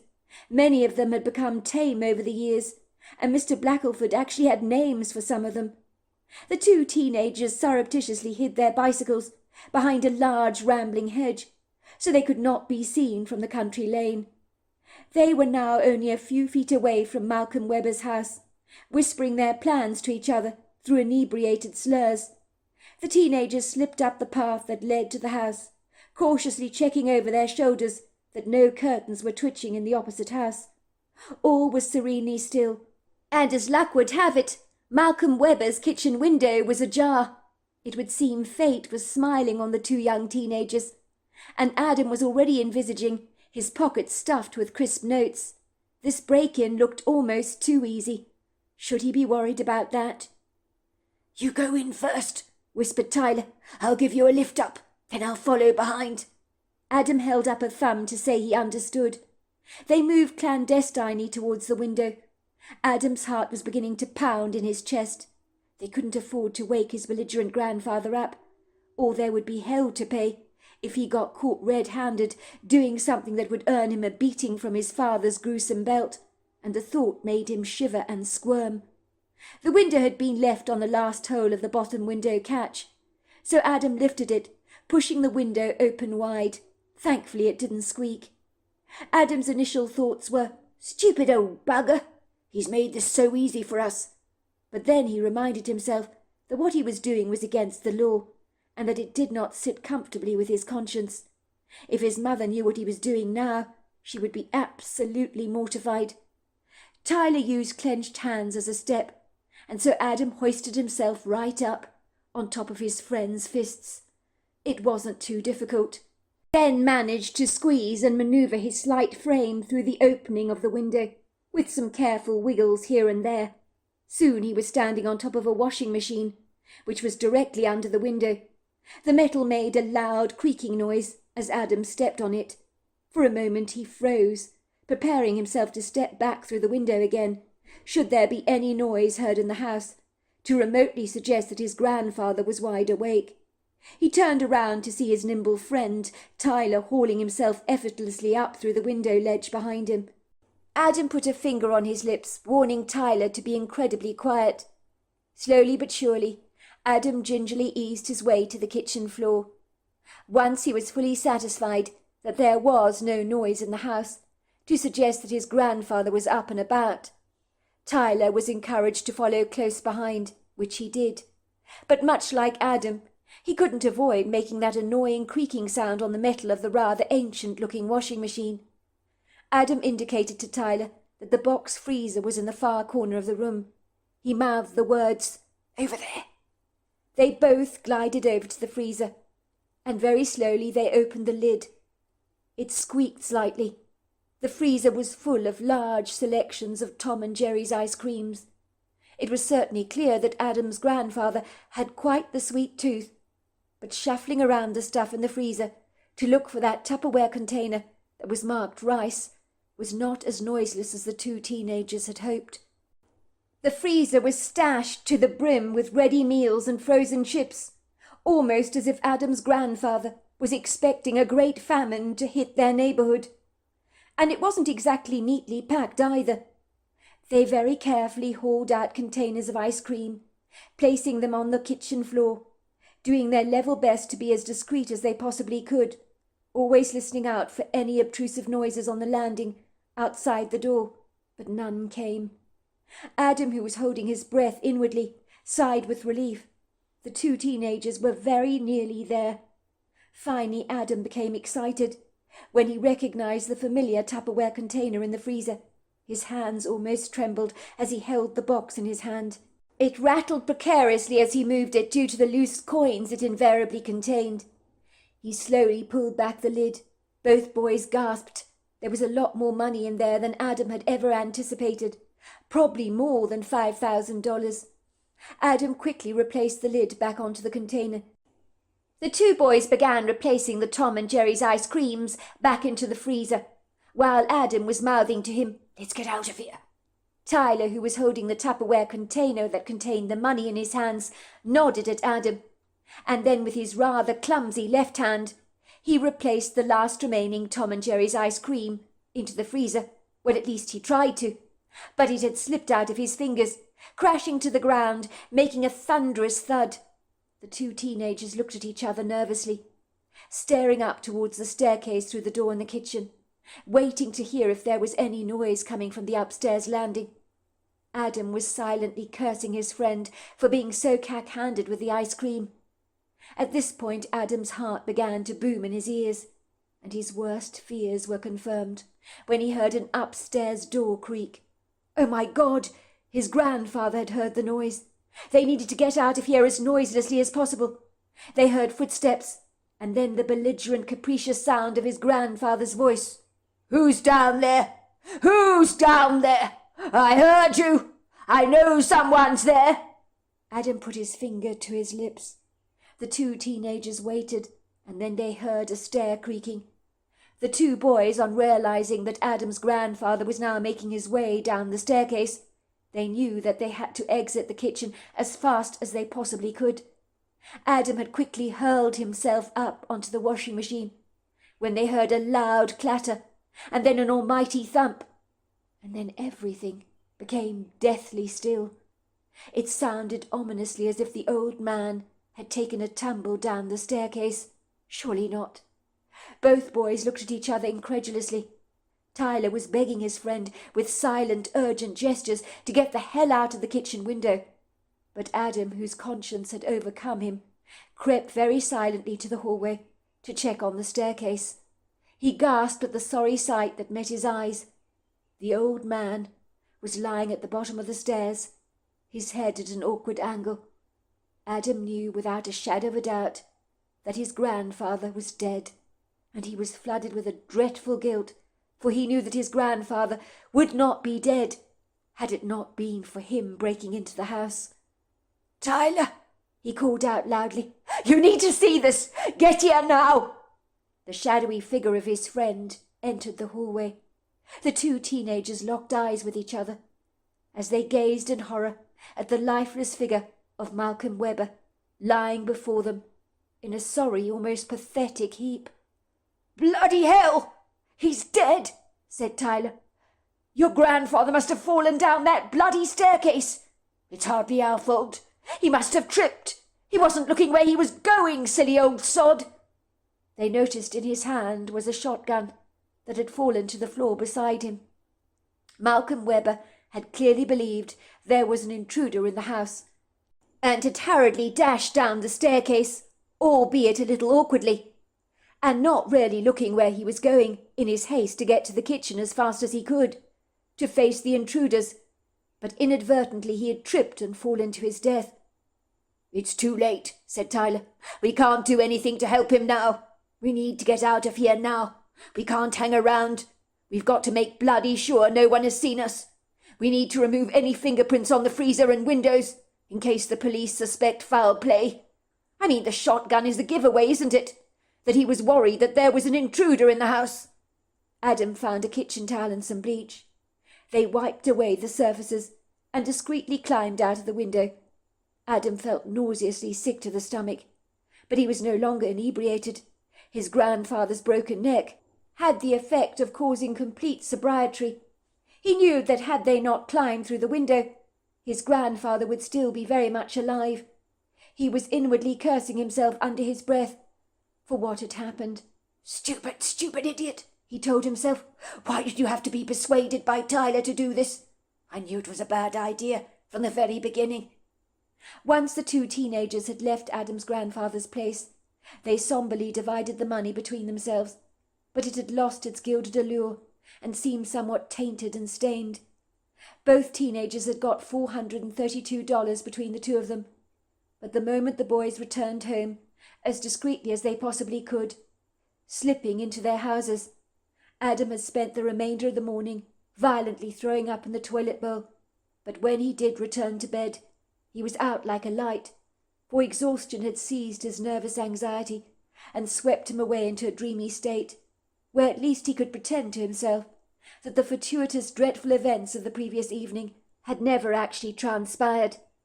But when Adam got up the following morning, he could taste the bitter gall on his tongue. Everything that had happened the previous night seemed to ominously flash back obtrusively in his mind, like a putrid nightmare that he did not want to entertain. It was a text from Tyler telling him to keep stom that reminded Adam, with a cruel cutting blow, that his grandfather was dead. There was little doubt in his mind that he and Tyler were indirectly responsible for the old man's fortuitous demise. Adam grimly climbed out of bed, still wearing his pyjamas. He slipped his cold feet into slippers and wrapped his shivering body into a dressing gown. It wasn't cold by any manner of means, but Adam felt a chill running through his entire body. He went to the bathroom to wash his face and brush his teeth, and then he trailed rather somberly down the stairs as he sashayed towards the kitchen. His sister, who had recently woken up, followed him close behind. "I can't believe I woke up this late," she complained, as bright light from the large window in the landing made it clear that it was quite late in the morning. "Me too," said Adam. "I also overslept." "But you always oversleep, Adam. Don't think I don't know what you get up to at night. I know you slip out of the house to meet up with Tyler. I'm not stupid." Her words made Adam grow cold. "Don't worry," his sister chuckled. "Your secret's safe with me. I'm not going to blab to Mum and Dad." Adam's throat was dry and parched. He was longing for a fresh glass of orange juice to remove the cloying sour taste in his mouth that would not abate, even though he'd brushed his teeth rigorously many times over. Adam knew that he'd have to live with this guilt for the rest of his life. It was eating away at him like a worm in an apple. It didn't matter that he'd never liked his grandfather. The man was dead because of him, and he hoped that his sister would not blab about his nightly soirees, as the last thing he wanted was his parents to ever connect the dots, or to be suspicious that he was in some way responsible for his grandfather's death. The atmosphere in the kitchen that Adam entered was so incredibly tense, you could have almost cut it with a knife. But when Adam and his sister Blaine stood in the kitchen, watching their parents, it would seem their parents didn't even notice that their own children were there. "I still can't believe it," said his mother, standing over the stove with a wooden spoon in her hand. She appeared to be preparing some scrambled eggs for a late breakfast. She was talking to Adam's father, who began to frown. "I mean, I never liked the man. He was a cantankerous, pugnacious, miserable old sod. But nobody deserves this. I knew it wasn't a good idea, you know, him living in that house on his own. I did say so to you, especially at his advancing age. That staircase was an accident waiting to happen. I mean, why on earth did the man sleep upstairs? He could so easily have turned the downstairs spare room into his bedroom. None of this need ever have happened." "I'm sure he didn't suffer," said his father. Adam expected to get the 3rd degree from his father as to why he was not appropriately dressed for an interview at the warehouse in town. Instead, his father, on seeing him and his sister Blaine, beckoned for them both to take a seat at the breakfast table, and his sombre expression told it all. "What's going on?" asked Blaine. "Has something happened?" she asked, obediently taking a chair next to Adam and taking a sip of orange juice that her mother presented her. "I'm afraid me and your mother have got something rather unfortunate to have to tell you," said their father, taking a seat opposite them. "Your grandfather had an accident last night." "An accident?" asked Blaine. "What kind of an accident?" "I'm afraid he fell over the staircase in the middle of the night. He broke his neck." Blaine gasped, covering her hands over her mouth. "Oh, my God! That's terrible! Is he dead?" "I'm afraid so, love," said their mother. "It seems your grandfather was found with a rifle in his hands. He probably heard a noise during the night, went to investigate it. I bet it was raccoons tampering with his outside bin. They always are after leftovers, and your grandfather has many of those. He's very skittish, you know, when he hears noises outside, as he hides a lot of cash around his house. He gets quite paranoid about potential burglaries. The cleaner found him this morning. The poor girl had quite a dreadful shock. She thinks he tripped over his dressing-gown belt, took a nasty tumble down the staircase. He was becoming wretchedly frail these days. I'm sure you've noticed that." "But that's so awful," said Blaine. "I never liked him very much, but nobody deserves to die like this, do they?" "Well, it was an easy way out for him," said their mother. "Maybe in the end it was a good thing." "What's that supposed to mean?" asked Blaine. "How can falling down a staircase ever be a good thing?" Adam's parents exchanged secretive glances between them, and then Adam's mother said, "Well, I think the kids have a right to know, Howard. We shouldn't keep this sort of thing from them. And besides, they're bound to find out." "Know what?" asked Blaine. "Go on, tell us. What's going on? What's going on here? What are you keeping from us?" "Your grandfather was dying, I'm afraid," said Adam's father. "He had pancreatic cancer and did not have long left to live.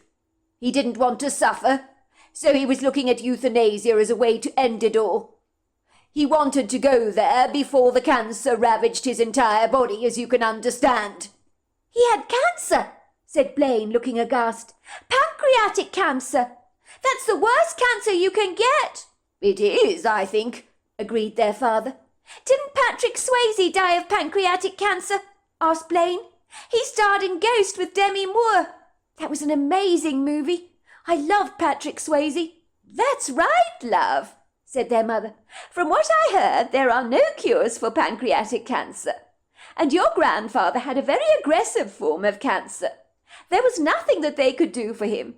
The cancer had spread all over his body. And chemotherapy, even if it had been available for him, would likely have killed him. He was desperately weak, you see." "Euthanasia," said Blaine. "Are you saying what I think you're saying, Mum?" "Yes, your grandfather wanted to drink a poisonous cocktail. He had planned his own death, you know.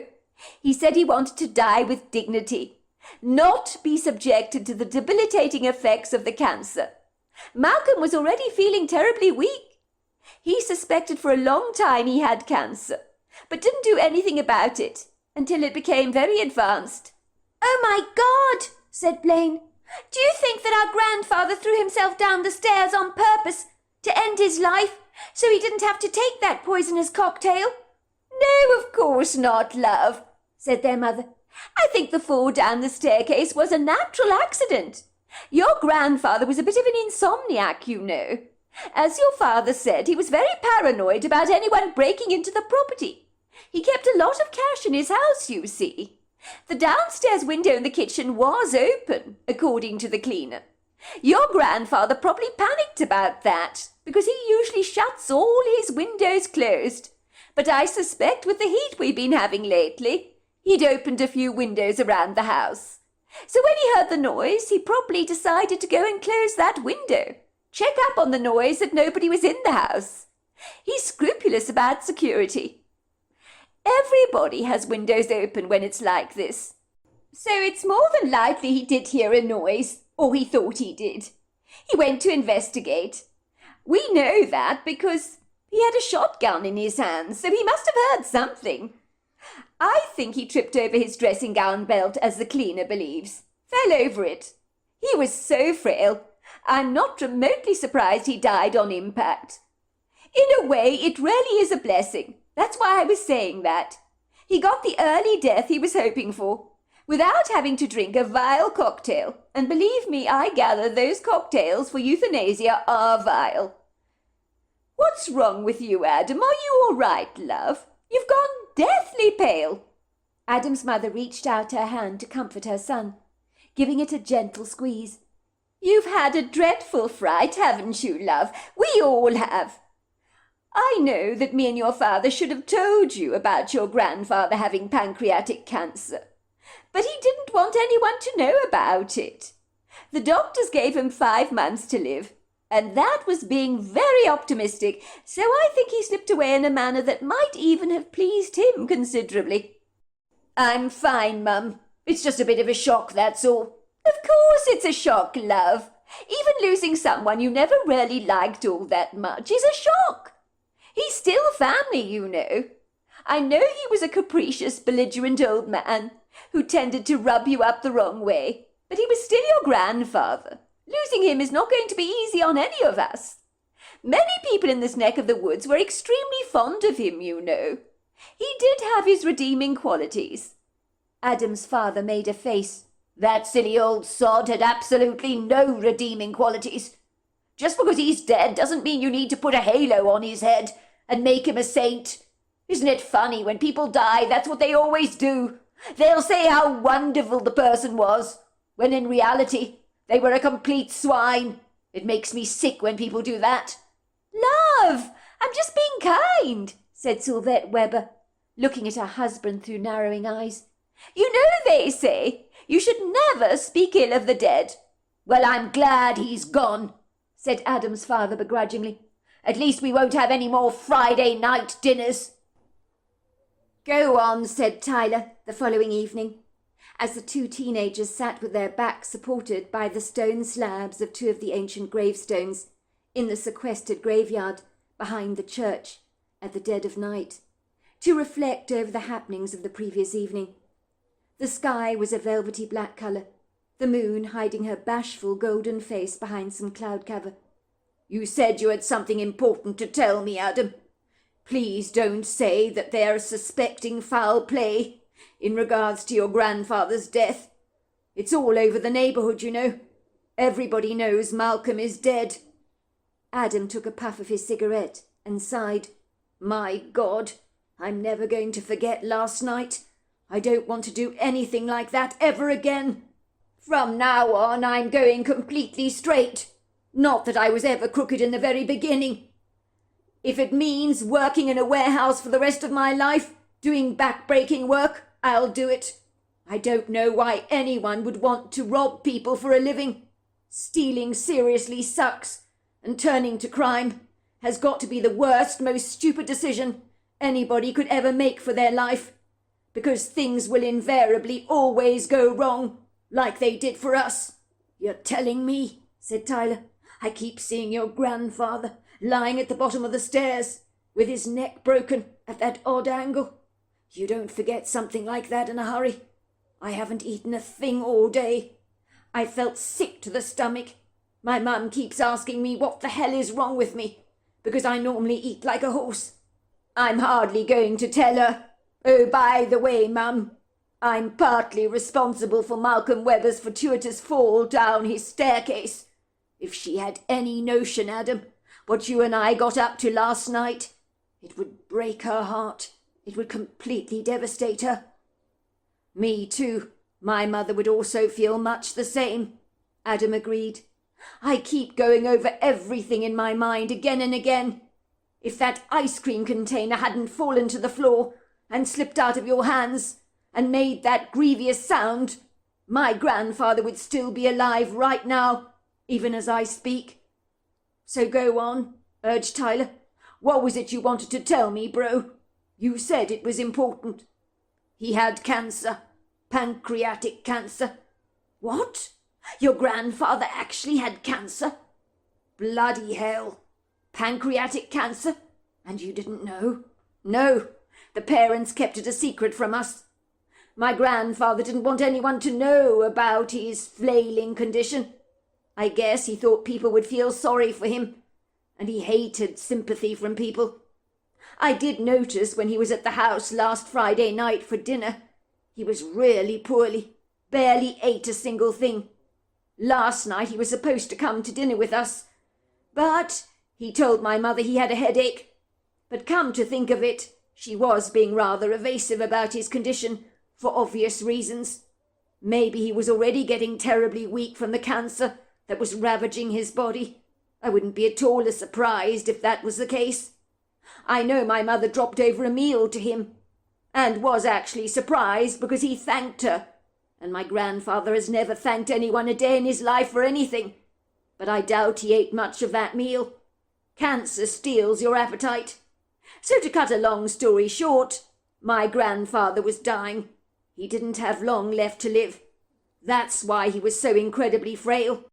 No wonder his neck snapped. It was probably so brittle," said Tyler, letting out a whistle. "I mean, if he'd been in better health, that may never have happened. Somehow I doubt it would have. There's more." "More? What do you mean more, Adam? Sometimes you really do talk in riddles, and it winds me up." "My grandfather was seeking euthanasia, an early way out. You see, he had 5 months left to live, and his doctor approved the prescription for, drugs that kill you. He was planning to kill himself, well, this coming week, actually." "You mean he wanted to kill himself? You're kidding me." "No, I'm not. I'm being deadly serious. He wanted to drink that deadly cocktail as soon as possible. So then, in an odd way, we did the old codger a favour. When we broke into the house, he went out like a light, didn't know a thing about it," said Tyler, a degree of relief washing over his face. "I mean, even the medication wouldn't have killed him that fast, and I guarantee he didn't suffer in that fall one little bit. I'm only telling you this, Tyler, to ease our guilt. At least it is moderately comforting to know he wanted to die before the cancer got way too advanced. But despite knowing this, I feel really, really bad about what happened, and I cannot get the tormenting imagery of him out of my mind. Lying dead at the bottom of that staircase. Oh, just thinking about it now grieves my heart. Me too. You don't think anyone suspects a thing, do you? They definitely don't suspect a thing. There was no sign of breaking or entering, was there? As far as everyone is concerned, my grandfather took a tumble down the staircase. It happens a lot, I believe, to elderly people. My mother spoke to the coroner. They're not treating his death as remotely suspicious. My mother believed he woke up remembering he'd left an open window in the kitchen because of the hot weather and forgot to close it, and he probably heard some raccoons in the bin. Well, that's what she thinks, and got a bit of a shake-up, so to speak, because he's terrified of anybody breaking into his house because of the money he keeps around the place. So that would explain the shotgun in his hands, is that what you're saying? Adam shrugged. Well, I just suspect that my mother emphatically believes that my grandfather was paranoid about any noises he might hear around the house. He was worried about being burgled because of the cash he kept around the property. So I suspect he went to bed with one eye open half the time. No wonder he got up the moment he heard that ice cream carton fall down onto the ground. Fat lot of good his money's going to do for him now, said Tyler. You can't take it with you, can you? What about your dad? Do you think he's sad that his father is dead? I mean, did he shed any tears about the matter? No, he's not sad. If the truth be told, he's probably very relieved. I don't think that my father liked his dad. One single bit. He never forgave him for the way he was treated during his childhood, and beaten by that belt of his. Can you believe it? The man is barely cold in his grave, and my parents are already squabbling about the funeral arrangements. What do you mean by that? Well, my grandfather wanted to be buried at the local cemetery. He was planning to buy his own plot before he took the euthanasia route, and he was ordering his granite gravestone, well, thinking about it, so to speak. My mother wanted to honour his last wishes with a burial for him, but my dad is absolutely insisting on cremation. And as my grandfather didn't put his wishes in his will, it would seem my dad is going to get his way in the matter. Let's just say my dad always gets his way, Tyler. You and I well know that. It's his way or the highway. He's determined to get my grandfather cremated, and there's nothing my mother can do about it. I think my father likes having the last word, as if he's finally sticking up his finger to his father for the final time. Your dad really didn't like him. That's kind of sad, don't you think? Well, I can understand it to an extent. I mean, look at my own tumultuous relationship with him. It's hardly a bed of roses, is it? But even so, if my father wanted to be buried, I would honour his wishes for sure, even if they weren't stipulated in a will. All of a sudden, the two young teenagers heard the sound of a twig snapping that was coming from a tree only yards away from their two favourite gravestones. They glanced at each other through disquieted eyes. Someone was there.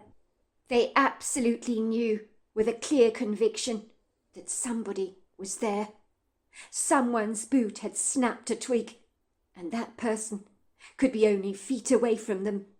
And it did not sound like an animal that had made that noise.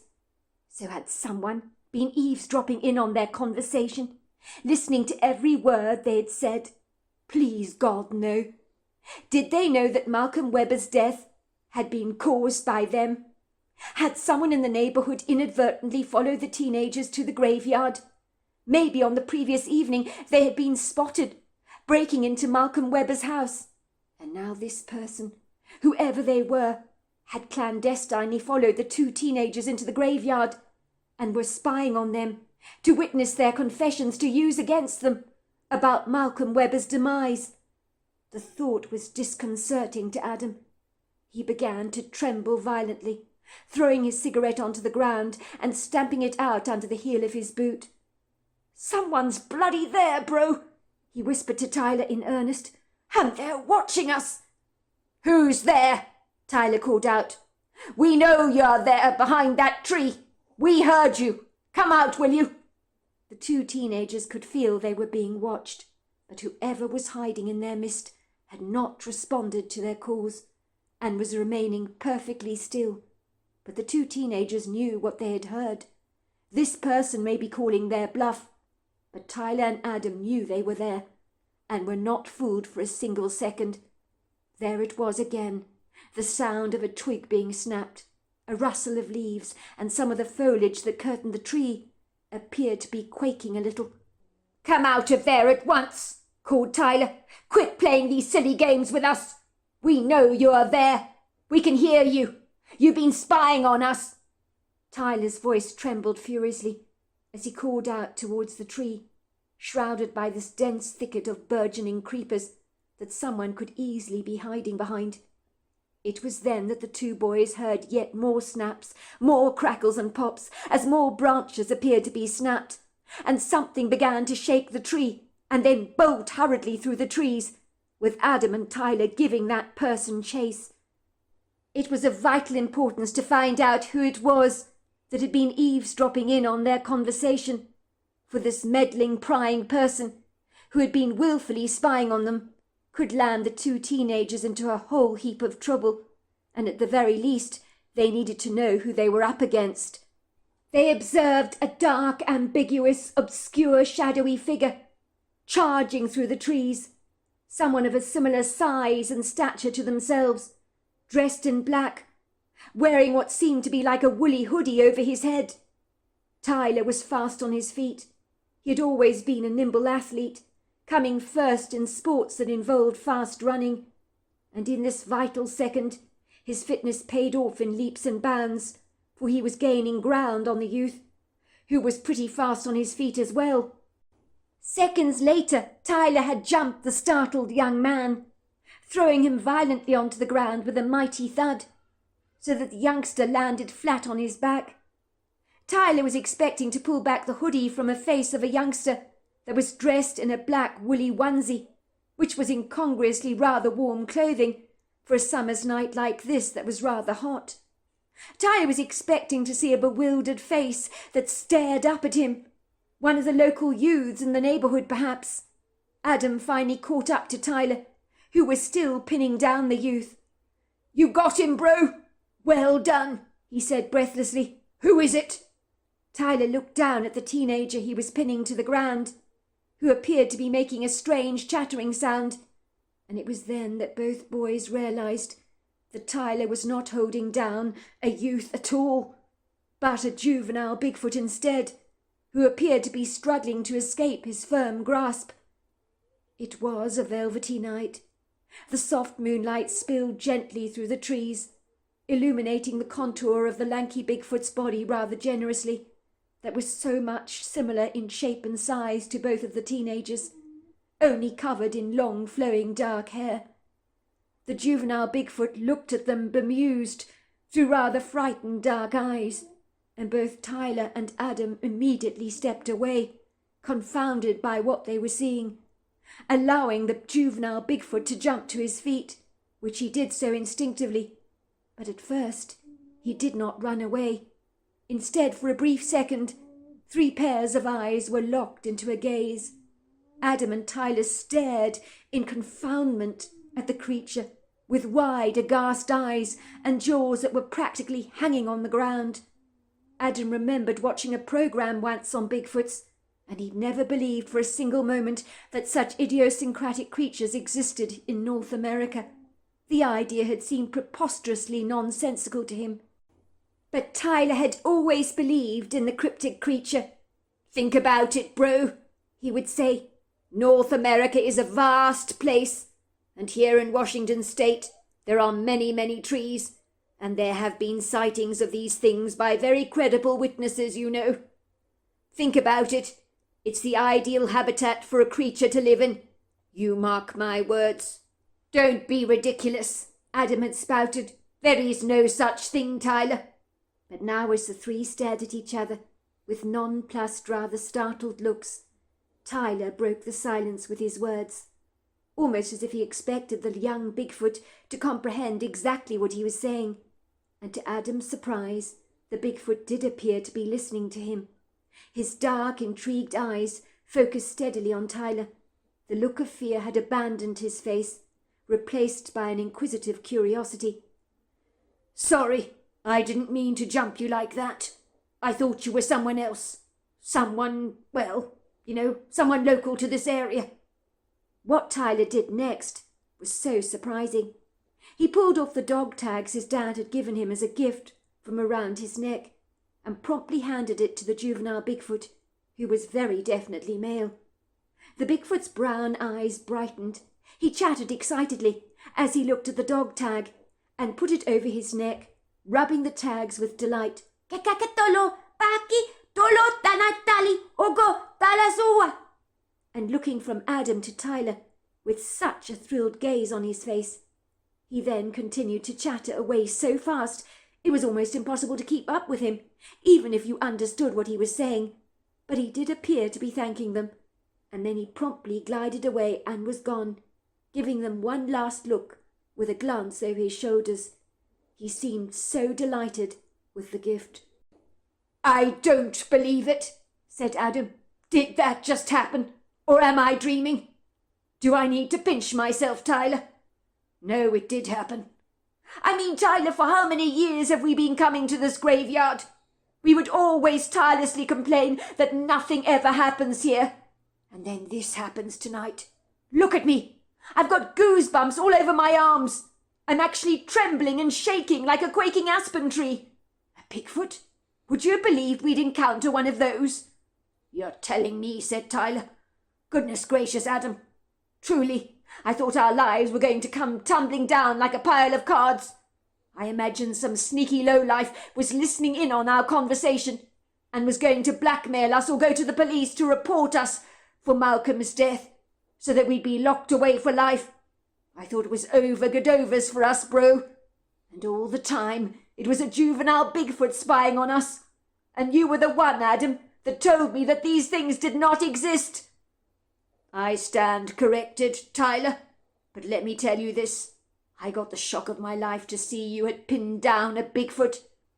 In the distance he looked like he was wearing a hoodie, didn't he? But when we got up close and personal, I realized he had a pyramid-shaped head. When you had him down on the ground like that, and I realized it was a Bigfoot you pinned down, I didn't know whether to be relieved or not. I mean, he was our size, wasn't he? How old do you suspect he was? No idea, bro. But he's certainly young. I couldn't believe you actually spoke to him, Tyler, as if you expected him to understand you. But it felt like he did, said Tyler. He's definitely very intelligent. I felt so bad for holding him down like that. What made you give him your tags? You love those tags your dad gave you. I needed to give him something special, especially after jumping him like that. And the only thing I had on my person were my dog tags. It seemed like the right thing to do at the time. And besides, I can always replace them. He was thrilled, bro. I mean, really thrilled. It was like you had given him a lottery jackpot. I wish when I gave a present to someone, they'd be that happy. When I give people presents at Christmas, they open them up and practically sigh, almost as if my present is so predictably dull. My father looks at his present and says, "Ah, it's socks again, isn't it, Adam? Very predictable." One year he didn't even bother to open up my present, which really hurt, until he couldn't find any socks in his closet, because I had brought him really trendy socks, which I thought was a pretty decent gift. As for Blaine, she's not grateful for anything I buy her. When I give her a present at Christmas, it's a watery smile I receive, and a rather stilted thanks from her. I usually find out later that she's taken the thing back to the store to change for something she prefers. But that Bigfoot's reaction to your tags, well, that made me smile. He was genuinely happy. Do you think he was spying on us? He must have been, said Tyler. I expect Bigfoots are interested in us, like we are in them. Do you think he spied on us before, when we've been at the cemetery? I mean, it's a possibility, is it not? That's a very good question, Adam, and I don't know the answer to it. I mean, that Bigfoot would not have given himself away to us. if the two of us were not so spooked after what happened to your grandfather. I think our senses were on high alert, very acute and sharp tonight. And let's not kid, I freaked out when I heard that twig snap. My heart practically galloped out of my chest, I was so afraid. Me too, said Adam. Actually, I think I went completely numb. After my grandfather's fortuitous accident last night, I've been going around in such a dithery daze. Anyway, at least we know that no one in the neighborhood knows our secret, and we need to keep it that way, apart from that Bigfoot, and he's unlikely to blab on us. Actually, I thought he was quite sweet, didn't you? He had such nice, deep, dark eyes. A sense of humour for sure. It seems Bigfoots, they do get a bad rap from people. It's almost like people want to say they're all dreadful creatures, all dangerous and frightening. But I didn't think he had a bad bone in his body. In the beginning, I think he was actually more afraid of us than the other way round, until he realised we meant him no harm. If the juvenile is like that, I suspect his parents are benevolent as well. It's been quite the night, hasn't it, Adam? I'm finding all this hard to process. Well, at least the events of the last couple of evenings. All this adrenaline, I can't cope with it. It's wearing me down. I'm absolutely exhausted. I think I need to make tracks home. Oh, by the way, I meant to ask you, when is the funeral for your grandfather? I suppose I should come with you in the circumstances, given I had something to do with his unfortunate passing. I can always make out that I'm there to support you. How many times do I have to tell you, Tyler? There isn't going to be a memorial service. I thought I made myself clear on that. My father does not want to honour his late father's wishes by allowing him to be buried at that cemetery. My grandfather is being cremated. His urn will be delivered in the post. My mother's, of course, very upset about this whole wretched business, but what can she do about it? Absolutely nothing. She thinks my father is being incredibly unkind, but my dad says the miserable old sod doesn't deserve any kind of memorial. You're joking, said Tyler, looking aghast. Not even a service? Nothing, said Adam, shaking his head. People have been phoning to ask about where the service is going to be held for my grandfather. But Dad's telling everybody it's a strictly private family event, and that's that. Goodness gracious me, Adam. That is terrible. I don't know what to say.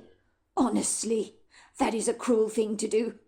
I mean, your grandfather, no, he wasn't a particularly nice man. He was rather miserable. I've met him myself over the years, and always walked to the other side of the road when I saw him coming.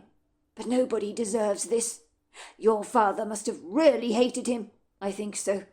Let's just say, Tyler, this has been eye-opening for me, let me tell you. I knew my father had no time for his dad, but I never knew he would be so vengeful and vindictive like this. I mean, it's awful to see.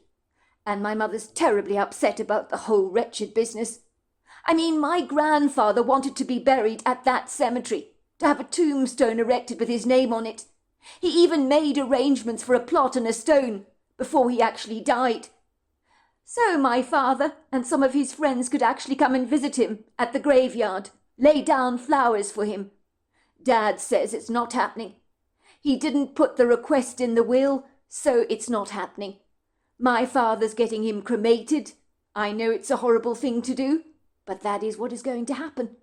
It seems he's very pleased with himself, almost as if he's got the last laugh, if you know what I mean. Well, I suppose you can at least bury the ashes at the graveyard, in the urn. People do that, you know, a lot. You can even erect a plaque. It's not too late for any of that.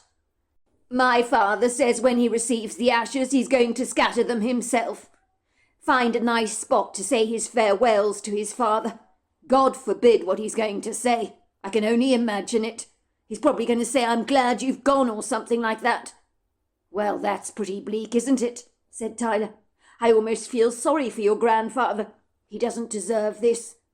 No, he doesn't. Nor did he deserve to die the way he did he, Tyler? But at least we know now that he was in fact dying, and he was seeking the euthanasia route. He was deadly serious about that. which gives us some comfort. I just wish to God we could go back in time and undo what we did. I mean, if we hadn't climbed through that window, none of this would have happened in the first place. I wish I hadn't agreed to do any of this. Well, we can't go back in time, can we, Adam? What's done is done. Tyler slapped Adam on the back. I'm really sorry, bro. This is all my fault. I shouldn't have encouraged you to do this. Let's not go there, bro. This is not your fault. I could have put my foot down, couldn't I? But I didn't. It takes two to tango, as they say. My mother said this was the week my grandfather was going to drink that lethal cocktail, after he'd sorted out the gravesite for himself.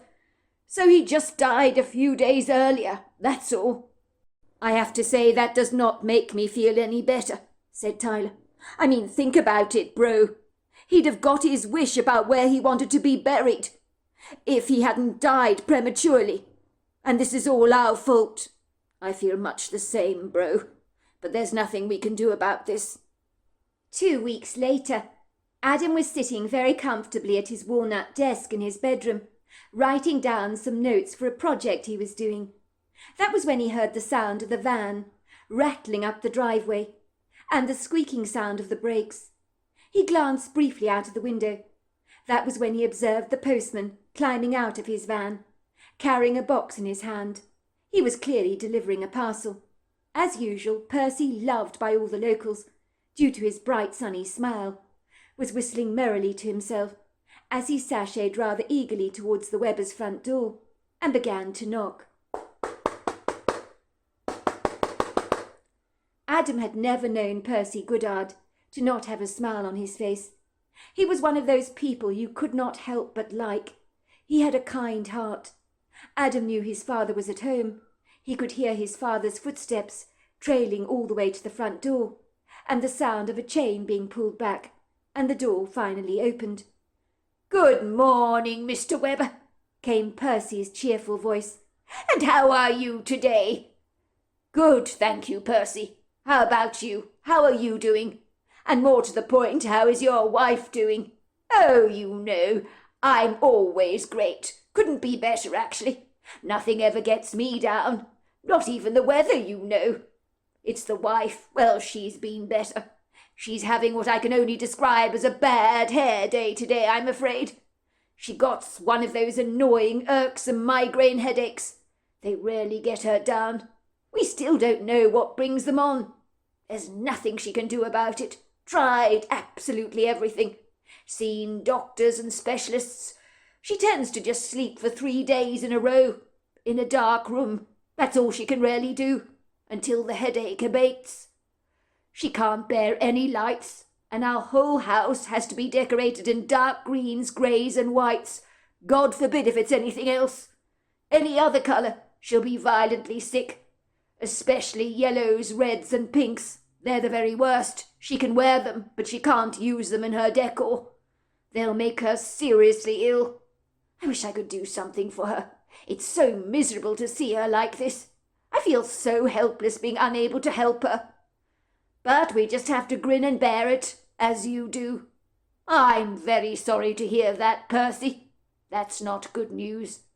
I mean, you've mentioned to me before her migraine headaches, but I had no idea they were this bad. Do send her our regards and best wishes for a swift recovery, will you? We'll do so. Appreciate that, Mr. Webber, very much. I don't talk about her condition. The wife's sensitive about the subject when I tell people about her health. But these migraines, they're brutal. And I figured if I tell enough people about her issue, someone might know something that could possibly help her. So tell me, Mr. Webber, how's the family? Oh, Sylvette is fine. Adam and Blaine are doing great, thank you very much. Glad to hear it, Mr. Webber, said Percy, nodding. You've got good kids, you know, Mr. Webber. I'm sorry about your father's fortuitous death. That must have come as quite the shock for you. Everybody in the local community is talking about it. I heard about his nasty, unfortunate fall down the staircase. It's all over town. What a way to go, said Percy, shaking his head sorrowfully. Staircases, eh? They're notorious for causing fatal accidents. That's why older people should live in bungalows. That's what I say. Or avoid using the upstairs rooms. Unless, of course, they have a lift fitted. I mean, your dad was getting on in age, wasn't he? How old was he? 91. The postman whistled. 91? You're kidding. He looked to be in his early 80s. I suppose people are living longer these days. And your father was still mobile. No, he was definitely 91. Percy nodded. Well, someone was saying he had pancreatic cancer. Is that true, or is that just a wild rumour? Only I noticed of late he looked rather peaky when I saw him last. Goodness gracious me, Percy. Word really does get out in our small town, does it not? It's true, I'm afraid. He did only have 5 months left to live. He was considering euthanasia. He had already organised the meds. He was planning to take them this very week. Bloody hell! He's a brave man. I'm not sure I could do that myself, even if given the opportunity, even if I had cancer. Mind you, the wife with her migraine attacks would consider it during one of them. Let me tell you, the pain is that bad. Well, it's not for everyone, is it? No, it's not, Mr. Webber, it is not. But I applaud the man for doing what felt right for him. I mean, who are we to judge how a person chooses to end their own lives? I mean, when it comes to animals, we refuse to let them suffer, don't we? And yet humans are not always given the same rights, even when they want them. You're right about that. He would have had to go to Switzerland if the Death with Dignity Act hadn't been passed in 2009. My wife thinks falling down the staircase was actually almost a gift. He wouldn't have known a thing. His ending would have been swift and quick. You know, Mr. Webber, I agree with your wife on that one. I'd think he never felt a thing, and that's got to be better than ingesting a lethal cocktail that tastes as bitter as gall. If given the choice, that's the way I would prefer to go.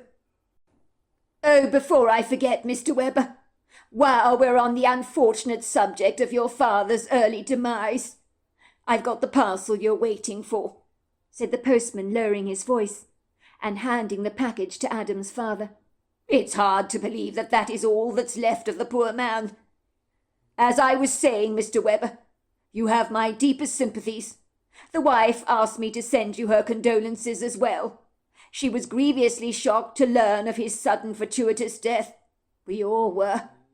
But it's the people that are left behind that suffer the most, you know. I lost my father a long time ago, and his death broke me, let me tell you. I never saw it coming, and that was almost worse. But it was terrible losing a father. Adam's father looked down at the parcel and nodded. Thanks for your kindness, Percy. It's very appreciated. Well, you know the saying, ashes to ashes, dust to dust. It's what happens to us all in the end. I'll let you into a little secret, Mr. Webber. I enjoy making the deliveries all the time. But let's not kid. Delivering ashes to folk from the crematorium is one of my least favourite things to do. But it has to be done. And as my boss always reminds me, someone has to do it. It can't be easy for you, Percy. No, it's not. I've had people in floods of tears at the doorstep. I've had to take people into their own houses and make them tea with lots of sugar. I understand you're not having a memorial service for your father. Is that right? That's right. We're keeping it strictly family. Well, I suppose that's understandable. Some people like to keep the funeral private, but a lot of people around here will be disappointed about that. I think they would have liked to have said their final farewells to the old fellow. I hope you don't think I'm an interfering busybody, Mr. Webber. But do you have in mind what you're going to do with your father's ashes? I'm only asking this question in case you don't know where to scatter them. You see, I may have some ideas for you. Or, of course, you can tell me it's none of my business. Go on, I'm listening, Percy. Well, I got to know your father rather well over the years, Mr. Webber. I've been delivering post to him for quite a while now. In my line of work, you develop a good relationship with people, like I have with you and your children. So I know most of the people around these parts very well indeed. Me and your father would talk quite regularly. He always tried to bribe me to play board games with him. There were times I would agree, and times I would not. Board games really are not my kind of thing, Mr. Webber. But I never told him that, of course, your father, I mean. I happen to know your father loved that creek in the woods. He always talked about it to me incessantly. He told me he loved sitting there watching the water. When his old dog, that Labrador mix of his, Benny, was alive, your father would throw sticks for him into the water, and he'd run after them and bring them back to your father. When that old dog died, well, it was never the same for your dad. He went significantly downhill when he lost his friend. Those two were joined at the hip, you know. I know, said Mr. Webber. It's true everybody loved good old Benny. My wife got him from the shelter for my father, and at first he didn't want anything to do with the dog, and my wife told him to keep it for a night or so, and if he still couldn't bear the dog a moment longer, we would keep it instead. Naturally, Blaine and Adam were really hoping with all their hearts that their grandfather would not want the dog. But he did, although of course he never admitted it. But we could tell he was smitten by the thing. There was such a contented twinkle in his eyes, and he said he'd keep it a bit longer, but we knew he was keeping it forever. Anyway, I know he fed that dog fillet steak, roasted chicken, the best food money can possibly buy, and my father was by nature a stingy bugger, but that dog, he was treated like a king. It's true, your father would do anything for Benny. On the week Benny died, I do remember your father did not leave his house. He was stricken with grief, you know. Anyway, getting back to my point, Mr. Webber, it's really weird, because your father said to me very recently that when he died he was going to be buried at the local cemetery, and was intending to buy a plot of land for himself. He seemed to have it all figured out. So I was rather taken aback that he'd got cremated in the end. I suspect he changed his mind at the last minute, which people often do before they die. Anyway, one day he just said off the cuff to me that if he were to be cremated, which he didn't want, that he'd want his ashes sprinkled over the creek in the woods, so that he could be with his dog Benny. I believe he sprinkled Benny's remains over the creek. It's so pretty there, I have to say. Isn't it rather cryptic that he should mention all this stuff off the cuff to me like that? Oh, it certainly is, Percy. Well, I know for years every morning, Mr. Webber, your father walked that woodland trail. Until Benny died, of course, and then shortly afterwards your father. Well, he got a lot less agile, a lot less fit. My wife was telling me to mind my own business. She thinks I interfere too much in other people's affairs. Of course, she's probably right about that. But I thought you would like to know, Mr. Webber, what your father happened to say to me, unless, of course, you have in mind to keep his ashes with you permanently, and that is perfectly fine. I know, for example, Mr. Darrington, the old man who lives at number 43. He's also getting on in his age.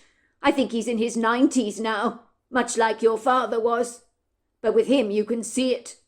Let's just say when his wife died, he kept her ashes on the mantel, in a beautiful ornate-looking urn. It's still there to this very day, even as I speak. He tells me he likes her to be with him in the house. The ashes bring him great comfort. I say each to his own, Mr. Webber. My wife would kill me if I left her ashes on the mantel in our home, said Percy, letting out a chuckle. She'd come back from the grave, you know, to haunt me, until I scattered her remains somewhere pretty. I'll bear everything you've told me in mind, Percy. Thank you for telling me all about the creek. This is news to me. It's nice to know these things, isn't it? I hoped you would say that, Mr. Webber. It's uncanny to think I was playing Monopoly with your father 4 weeks ago. Now he's gone. Never once did he ever mention to me he had cancer. But he was wheezing a lot when I saw him, and he had lost a hell of a lot of weight in a short space of time. And that's never a good sign, is it? I said to the wife that Malcolm was looking rather frail and gaunt, a tad unwell, and now this. You played Monopoly with my father, did you, Percy? You have my deepest sympathies, said Mr. Webber, letting out a muted chuckle. You are telling me, Mr. Webber. He told me to get ice cream from the freezer in the middle of our game, and when I returned, with 2 bowls in my hand, he had mysteriously acquired several new hotels on some of his properties. Never again, Mr. Webber, let me tell you. Your father was quite the cheat. I didn't have a hope in hell in winning against him. Not a chance. Not when you play like that. The 2 men laughed between each other. Why do you think I refused to play with him myself, Percy? The man was incorrigible. Anyway, Mr. Webber, have a very good day. And as I was saying, my commiserations about your father. I'm very, very sorry for your loss. Adam watched the kindly postman climb back into his postal van and drive away. As he did so, he lifted up a hand in farewell, and his father returned the favour. Adam's father stood in the front yard, staring disdainfully at the box containing the urn of ashes, as if it was the most disgusting thing he'd ever beheld. His father opened the box rather cautiously, pulling out the urn, which he slowly inspected in his hands. It looked rather on the cheap side, almost as if Adam's father had bought the cheapest urn he could possibly find at the funeral home. His father took out the urn and inspected it, letting out a mock laugh. You miserable old sod, he said so loudly that Adam could hear his every word. I'm glad you're not breathing down my neck any more. You've just been reduced to a pile of dust now, he said, shaking the urn. Percy wanted me to sprinkle you by the creek, did you hear that? That place is far too good for the likes of you. I know where you're going, and it's right where you belong, with the garbage, in a nice landfill site. How does that sound to you, Dad? No, there's no nice little plot waiting for you in a cemetery. No, there's no granite gravestone with your name on it. No, that's all too good for you, Dad. Sorry, no can do. Adam watched in horror as his father marched over to the dumpster and threw the urn and the cardboard box straight inside the bin, slamming the lid shut with an indignant grunt. He then marched straight back to the house with a satisfied smirk on his face, muttering something nasty under his breath. It was in that moment that Adam realized how much his father absolutely loathed his own father. I mean, no one would throw someone's ashes in a dumpster as if their entire life had meant absolutely nothing. The right thing to do would be to scatter the ashes in a beautiful place and to bid the man farewell. But his own father had deprived his father of that. Adam knew instinctively what needed to be done. He would surreptitiously retrieve the urn from the dumpster when his father was not looking, buy some flowers and scatter them with his friend Tyler at the creek in the woodgrove, first thing the following morning. It would be the decent, right thing to do. No one deserved to be discarded and disposed of in such an unseemly, almost unholy way. Adam could not help his grandfather escape falling down the staircase, or from being cremated instead of buried. But the one thing he could do was prevent his grandfather from having his ashes buried in a landfill site. Adam waited cautiously for the ideal moment, and when he heard his father noisily clattering away in the kitchen, probably making himself a sandwich for lunch, he clandestinely slipped over to the dustbin, and there under the banana peelings and all kinds of congealed mucky goo, he found the forsaken urn. Luckily it had not been broken, so he dragged it out of the dumpster. It was covered with slimy muck, so Adam discreetly walked over to the yard tap and washed the filth away from the urn under jets of ice-cold water. All the time he looked apprehensively over his shoulders to check that his father did not come out of the house, and then furtively he slipped the urn under his sweater, so he looked as if he had a distended stomach, and hurriedly sidled up the staircase, with his father almost catching him in the act, but luckily his back was facing away from him. Oh, there you are, Adam. I wondered where you'd got to. I need you to lend me a hand for a moment with the washing machine. Your mum's only blocked it again with one of her hairpins. I'll be down in a second, said Adam. I just need to take a leak. He bolted through the door in his room and hid his grandfather's urn very discreetly under his bed, covering it with an old towel and hiding it in an obscure place so that it could not be seen. "Something smells jolly nice," said their father, as the family gathered around the dinner table for their evening meal. Adam could not bear to even look at his father. He felt so disgusted by the way he had disposed of his father's ashes earlier that morning. So he focused on the steaming plate of hot food presented in front of him that his mother had so lovingly cooked. In the Webber household, his father expected home-cooked meals to be served every night at 7 o'clock sharp, and no cell phones or gadgets were ever allowed anywhere near the table. It was a family rule that they had abided by for many years, and it did mean the family got to talk together and eat. Adam knew he was lucky to enjoy home-cooked food every night. Some people were not so lucky. "Those roses are very pretty, love," said Adam's father, looking at his wife. "Where did you get them from? Have you got a secret admirer or something that I should be worried about?" "No, silly, of course not," said Mrs. Webber, chuckling. "Adam came with me to the grocery shop this afternoon and insisted on buying me some roses. Isn't that terribly sweet of him? It was a lovely thing for him to do." "And where did this money come from, Adam?" his father asked, raising a brow. "You didn't exactly apply for that job at the warehouse, did you? So why are you suddenly flush with the cash? I thought you were broke." "Tyler gave me a loan," Adam lied. "Seems to me, son, you're loaning money left, right and centre from everyone these days, when you haven't even got a job yet. You should be ashamed of yourself. Even as we speak, you have outstanding debts with me. I'm surprised you haven't reapplied for an interview at that warehouse. They are still looking for people, I believe, and you would be wise to snap a job like that up." "Must we talk about this now, Howard?" said their mother, rescuing her son from her husband's indignant inquiry. "I think what Adam did was very kind, buying me those beautiful roses, and I appreciate them so much. I mean, I can't remember the last time you ever bought me roses, dear."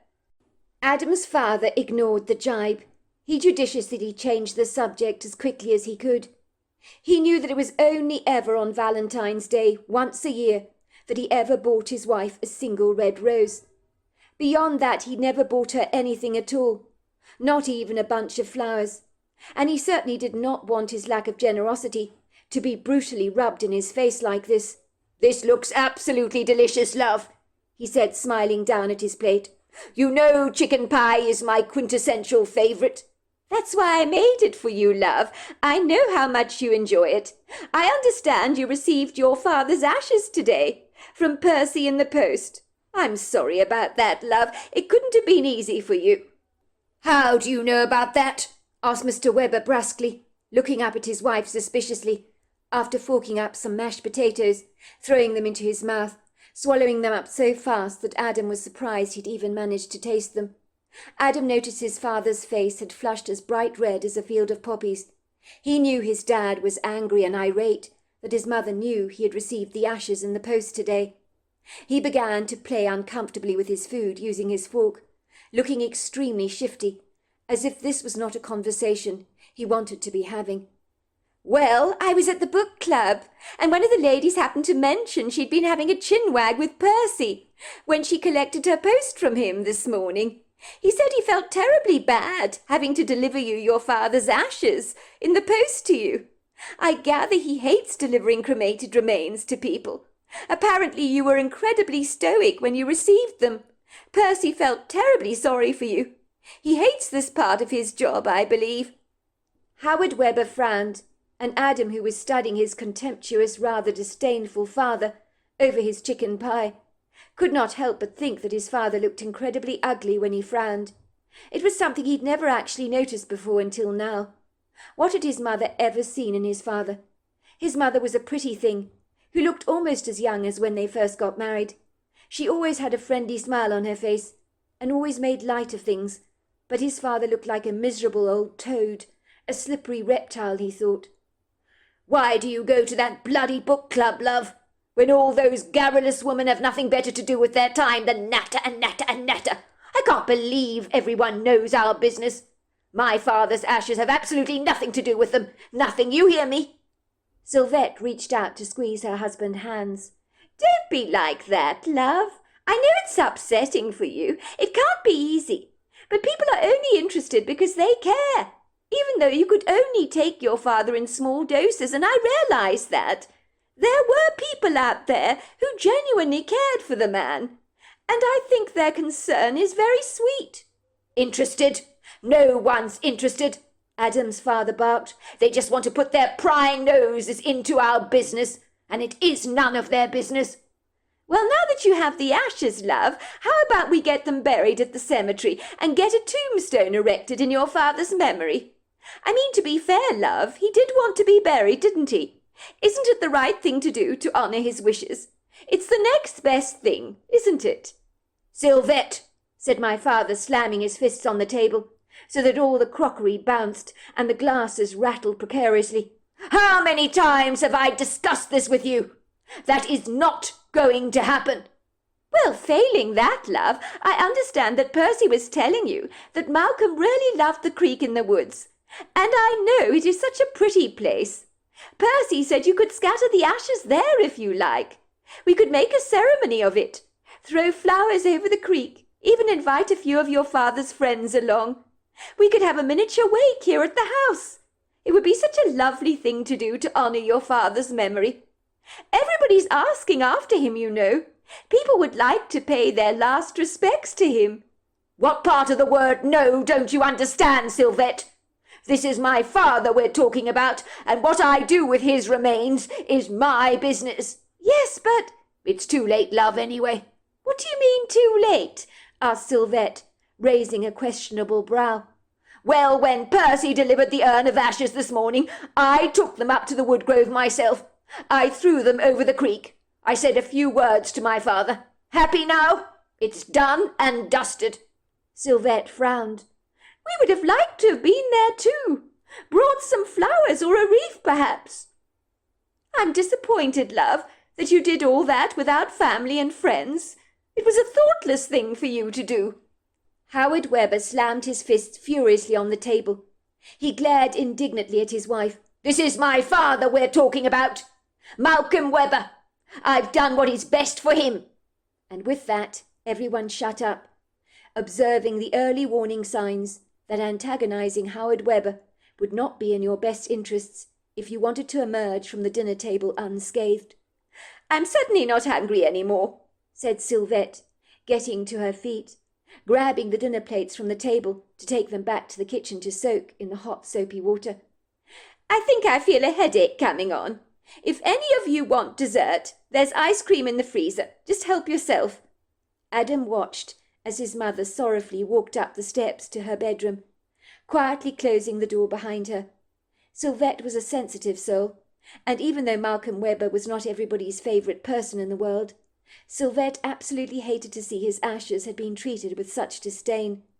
Adam knew that if his mother had an inkling of the truth, of what her husband Howard had really done with Malcolm Webber's ashes, she would have been incandescent with rage, and Sylvette Webber never got angry about much. It would seem the matter over his grandfather's ashes had left Sylvette feeling very distressed. What is it you're saying? Asked Tyler, when Adam, who was lying across his bed, was talking to his friend on his cell phone. He what? You're kidding, right? No, I'm not. I saw him myself. You mean he literally tossed the urn with his own father's ashes into the dumpster? Bloody hell, that's brutal. He must have really hated him. I mean, who does that? I think that's an understatement, bro. I hate to say this to you, Tyler, but he actually enjoyed discarding them like that. I think it made him feel quite triumphant. That sucks. I mean, even if your grandfather was a miserable old sod, he didn't deserve that. Does your mum have any idea what he did? No, she doesn't have a clue. And if she did, God forbid. Let me tell you, Tyler, if my mother had any idea what my father had done with his father's ashes, I think she would lose it big time. You know my mother. Nothing ruffles her feathers. She was telling my dad we should take the urn to the cemetery, bury it on a plot, and get a tombstone erected. Now, my dad always bullies my mother. But let me tell you, there are times she'll stand up for herself, and this is one of them. What did your father say about that? Well, he erupted, didn't he? Slammed his fists furiously on the table. saying that his father's remains were his own business, that kind of thing. Bloody hell! My mother went on to say that it might be nice to scatter the ashes over the creek, to have a ceremony with family and friends afterwards. Oh, goodness gracious, this gets worse by the second. I bet that went down with him like a lead balloon. You don't want to know. My mother just literally marched up the stairs, went to her bedroom, slammed the door behind her. Didn't want to talk to my father at all. She's very upset. Anyway, Dad lied to her. About what? About the ashes, of course, Tyler. He told my mother a barefaced lie.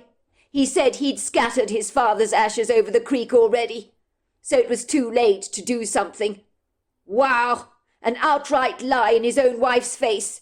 That sucks, bro. Well, the good news is, I retrieved the urn from the dumpster myself, without my father's knowledge. Currently it is residing under my bed right now, even as I speak. I've hidden it very well, so it can't be seen easily. But I need to get rid of the ashes, as you can understand. Tyler whistled. What are you going to do with the urn? If your father knew, he would go absolutely ballistic. My bet is he'd bring his belt out, and he'd beat you within an inch of your life. But he won't find out, Tyler. As far as he's concerned, he's already disposed of his father's ashes. So you and me, we're going to get up early tomorrow and bid Malcolm Webber farewell. We are? Yes, we are. I want you up at the crack of dawn, Tyler. It's very, very important. We need to do a nice ceremony for my grandfather. It would be a nice thing to do. I've bought a bunch of roses. They're in my closet, soaking in a bucket of water. I also bought my mother a bunch of roses. I can't remember the last time Dad pampered her with any flowers. She's been genuinely very devastated about my grandfather's passing, even though he was never terribly nice to her. But you know what? She's got a very generous heart. Anyway, we'll take those flowers to the grove, and of course the urn of ashes, and scatter them over the creek. We can say farewell to my grandfather in a really nice ceremony. We can apologize for what happened. We can tell him how sorry we are. What do you think? It'll certainly ease my conscience a little. I feel as if I've saved him from a landfill site, and it's good to feel I can do something for him after his death. I'm game. It's a great idea, Adam. It really is. Let's do it. Anything's got to be better than being buried in a landfill site. And as you say, we couldn't save your grandfather when he fell down the stairs, but we can save him from ending up in that awful place. Are you going to tell your mother what your father did? I mean, it really sucks, doesn't it? Of course I'm not telling him. That would absolutely devastate her. Besides, I don't have a death wish with my father, do I? Don't forget to set your alarm for really early, Tyler. None of this sleeping in. I know what you're like. I'll see you in the morning. We'll cycle to the old church, place our bicycles in the usual spot against the stone walls, walk through the cemetery at the back, and access the woods that way. That way it's very discreet. Rightio. See you in the morning, then. I still cannot get over the Bigfoot I saw at the cemetery, Adam. The Bigfoot that I actually just pushed over and thought was a youth. It was an incredible experience.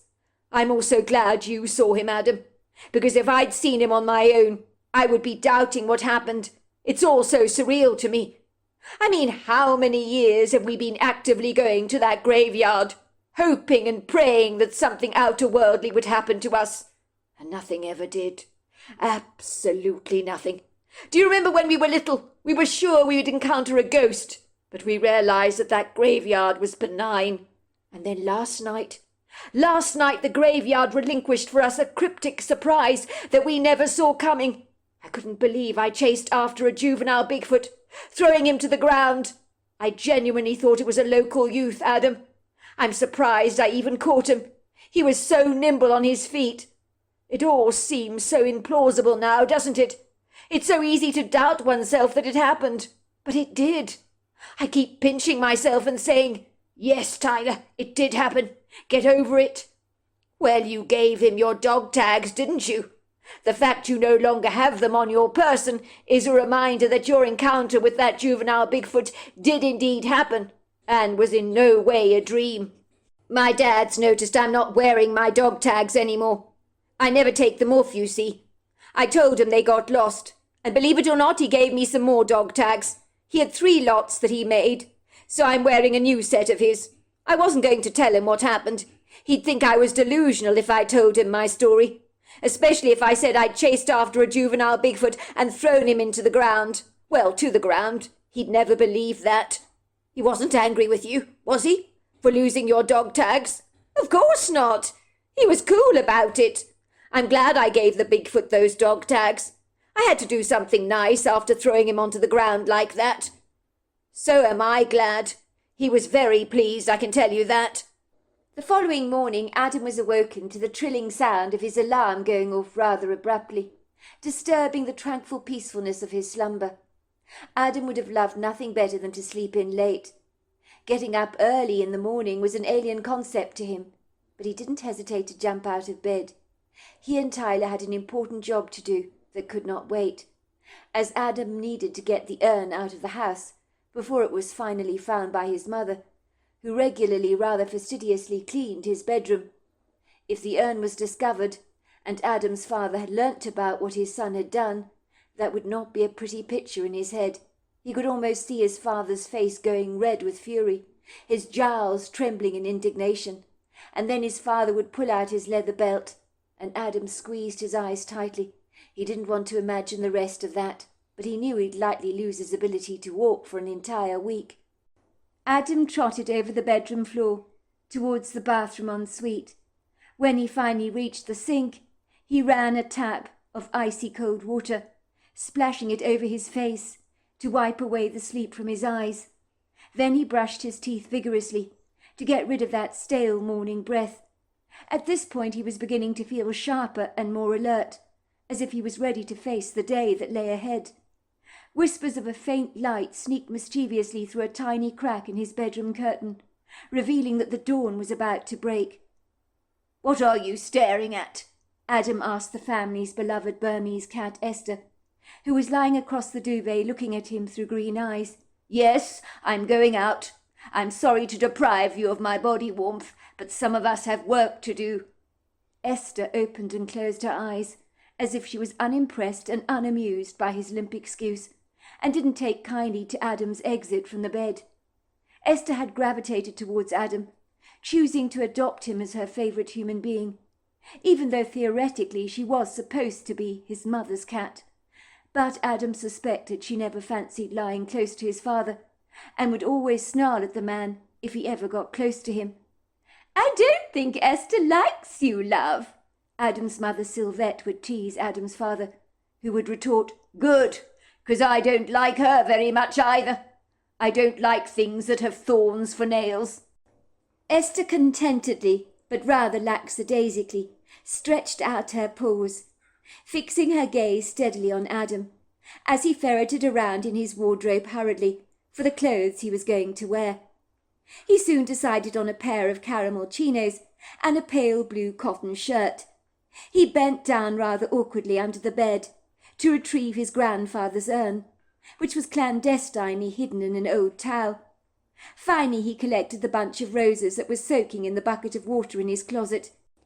He would find a bag to contain these items when he finally got downstairs into the kitchen. He tiptoed cautiously across the upstairs landing, very nearly dropping his grandfather's urn, when he suddenly heard his father's booming voice interrupting the peaceful silence, like a great big walloping crash of thunder, which was coming from the half-open door in the main bedroom belonging to his parents. Adam flinched. Please God, his father was not about to get out of bed at this particular moment. He inwardly begged. "Is that you, Adam?" came his father's voice. Adam's heart almost missed a beat. It was pounding violently in his chest. "Yes, it's me, Dad." He peered through the door, making sure that his father could not see what he was carrying in his hands. His father was sitting up in bed, going through his cell phone messages, while his mother lay fast asleep at his side. "Hello there," said Adam. "I'm sorry I didn't disturb you, did I? I'm off downstairs." "No, you didn't disturb me. I was already up. Couldn't actually sleep," said his father, looking at him quizzically through his glasses. "You can come in, you know. You don't have to just stand there looking so gormless. I can show you a couple of funny skits on my cell that I've just been watching if you like." No, it's all right. Maybe another time, Dad. I'm going out. I need to get going, said Adam quickly. You are? Said his father, raising a brow. You never get up this early, Adam. What's got into you? Tyler wants us to get up early so we can lift a few weights at the gym at his home. Really? Said his father. You do surprise me. He grinned. Your sister told me you fancy that girl, Bonnie. Is that why you're pumping the weights? You want to impress her with a ripped body. Is that right, son? Good on you. Something like that, Dad, said Adam, flushing red, holding on so tightly to the urn, concealed behind the door. Good on you, son, as I keep saying. Nothing like a good workout to make a man out of you. You're a puny little thing. You could do with a lot more brawn, and girls like men with muscles, you know. Well, I better get going, said Adam. My workout awaits me. Good luck with that, son. You're going to need it. Adam was relieved to leave the landing and to finally make his way down the staircase. He was hoping to God that his father wouldn't get a sudden urge to come downstairs to make some coffee for himself. But thankfully all remained quiet in the house. Adam stealthily removed his bicycle from the yard shed, attaching the bag containing his grandfather's ashes to the handlebar. He gingerly cycled down the country lane to the old church, relieved to see that Tyler had got there first and was waiting patiently for him. He seemed very alert this morning, almost as if he'd been up for quite a while, which rather surprised Adam, as he was normally such a sleepyhead. Thank God you got up early, said Adam, smiling warmly at his friend, relief washing over his face. I was worried you were going to sleep in this morning, Tyler, and that I would end up having to sprinkle the ashes all over the creek myself. So I'm glad you came. As if I would let you do that, said Tyler, raising a brow. I also need to make my peace with the old man. I feel terrible about what we did. The whole thing has stolen much of my sleep, you know. When you told me what your father did with Malcolm's ashes, it freaked me out. How could anyone throw them in the dumpster? I think what we're doing is nice for him, and it'll help me make my peace with him. I feel relieved that he intended to take his life, or I don't think I'd be able to alleviate the guilt within me. It's bad enough as it is already. Adam and Tyler parked their bicycles discreetly against the stone walls of the old church. Then they sashayed rather tentatively over the green, crisp grass that was drenched in morning dew. They walked through the church towards the graveyard, and they finally took a breezy shortcut through the woods to get to the creek. The morning was beginning to wake up, breathing out vital gasps of soft gossamer light, which danced over the gravestones they had passed. Before long they were trailing through a congregation of tall, lofty trees, the only certain witnesses to the ceremony that they were about to discreetly conduct, which Adam hoped with all his heart would be to his grandfather's liking. Was he looking down on them at this very moment, as they prepared to toss his ashes over the creek, he wondered. Tyler was holding the mixed bouquet of roses in his hands, while Adam was clutching the bag containing his grandfather's urn tightly to his chest, as if he was absolutely terrified it would drop to the ground and break. The two boys marched steadily towards the creek in earnest, their faces fixed on the path ahead. Adam was surprised his heart was pounding in his chest. He felt like a naughty little boy that had broken into his mother's pantry to steal the cookies and was about to get caught red-handed by his belligerent father. The woodgrove was filled with the beautiful sounds of the dawn chorus. Adam had never been up this early before, and never had he walked in the woods at this time of the day. He was struck by how magnificent it was. Maybe he was missing out sleeping in late after all. Even Tyler appeared to be thoroughly enjoying the walk. The ground beneath their boots was richly fertile, while the smell of the pine terpenes teased their nostrils with its woody notes. Before long the two teenagers reached the creek that was covered by an arched bridge. The silvery reflectant water twinkled in the morning light, and a couple of dragonflies were flying briskly over it. Trickles of warm sunshine began to brush against the teenagers' shoulders. "This place is absolutely perfect," said Adam approvingly. "Perfect!" Adam opened the plastic bag, removing the cheap-looking urn from it, and the two teenagers began spooning handfuls of ashes into their hands, throwing them over the creek, so that they floated across the fast-moving water. A single dragonfly brushed past them, and Adam could not help but feel that maybe this was a sign from his grandfather. Following the ashes came the pretty rose heads that they sprinkled over the water. They, too, floated away. "Malcolm, this is for you," said Tyler, taking the initiative to speak, "to let you know that you are not forgotten, and that many people have been thinking about you at this time, and are very sorry that you have died. We are also sorry that you had to fall down that staircase. We hope you didn't suffer. We're sorry that we were the ones that startled you. We should never have broken into your house, and I apologize for that." "Grandpa," said Adam, "I'm sorry about your fall. I really am. I feel dreadful about what happened to you. And I'm sorry we broke into your house to take your money. We did a very bad thing. I hope you can forgive us, and I hope you're at peace." Soon they threw the roses across the water, and then said a couple of prayers. When the two teenagers had completed their ritual, they heard a chattering noise. It sounded like two people talking together very excitedly.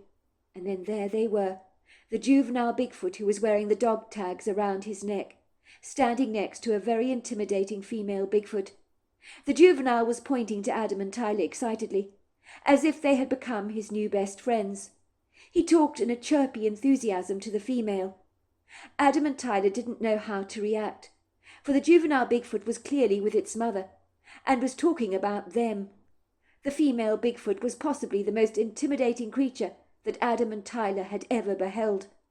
Both young teenagers began to tremble nervously, because of her size. She was so powerful, so incredibly daunting. Adam estimated, after much debate with Tyler after the encounter, that the female Bigfoot could have easily been 10 foot tall, but Tyler believed she was actually taller. But much like the juvenile Bigfoot, she was so human-looking, with a distinctive pyramid-shaped head, overlong arms and a strapping, robust physique, with muscles that were very ripped, that defined her entire body. She was covered in long, flowing dark hair, that in the morning light gave off a slightly auburn hue.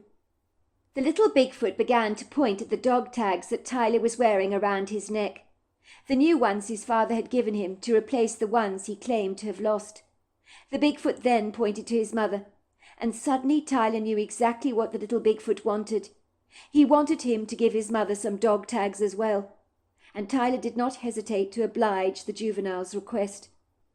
Tyler knew that the dog tags attached to the silver chain given to him by his father would never ever fit over the large female Bigfoot's head and almost non-existent neck, but that did not appear to matter, nor did it bother the female Bigfoot in the slightest. She eagerly took the dog tags from Tyler, with dark, shining eyes.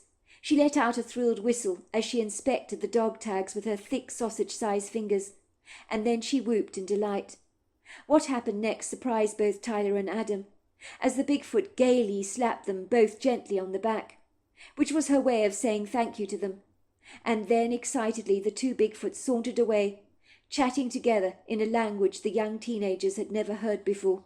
"Bloody hell," said Tyler, looking up at Adam in bemusement. "I'm shaking. That female Bigfoot was so intimidating.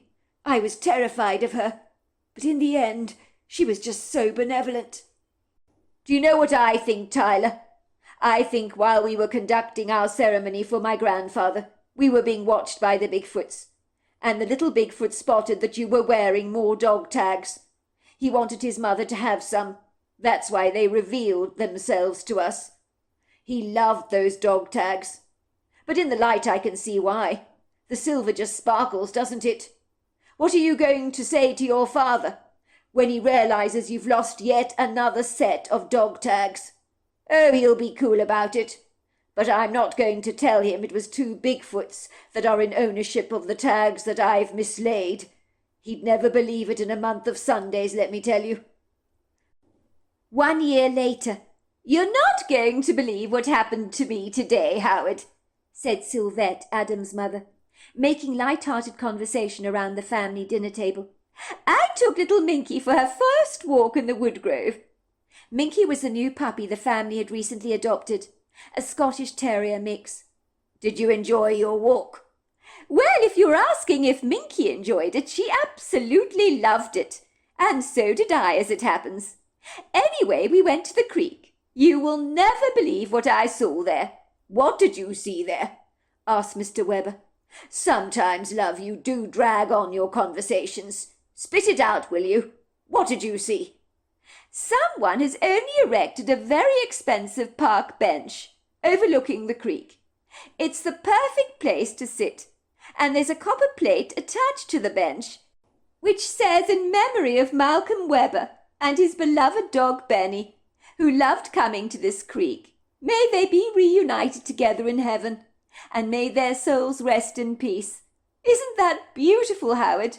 I cannot think who would have erected that bench, but it couldn't have come cheap, let me tell you. But isn't it a lovely, generous thing to do? There are obviously people out there who cared for your father, you know. Who the hell would do a thing like that? Said Mr. Webber, looking furious. Why would anyone want to do something for that miserable old bugger? He doesn't deserve a bench over the creek. Adam inwardly smiled, as he knew that he and his best friend Tyler had erected that bench to make up for the funds that they'd taken from the old man, and it pleased him to see his formidable father looking peeved. He glanced down at his cell to see Bonnie had called him, and a big smile developed on his face. Things were looking up in his life. So there you are. That's my story. Well, hello there. I hope you enjoyed the Omnibus edition. We've got many more coming our way for you to listen to. Sending you love wherever you are in the world, in North America, Canada, Kenya, wherever you may be. I send you lots and lots of love. Thank you for listening to my Omnibus, and I really do hope you enjoyed it, because that's the whole idea about it, is to give you some interesting stories to listen to. So until next time, goodbye and good night.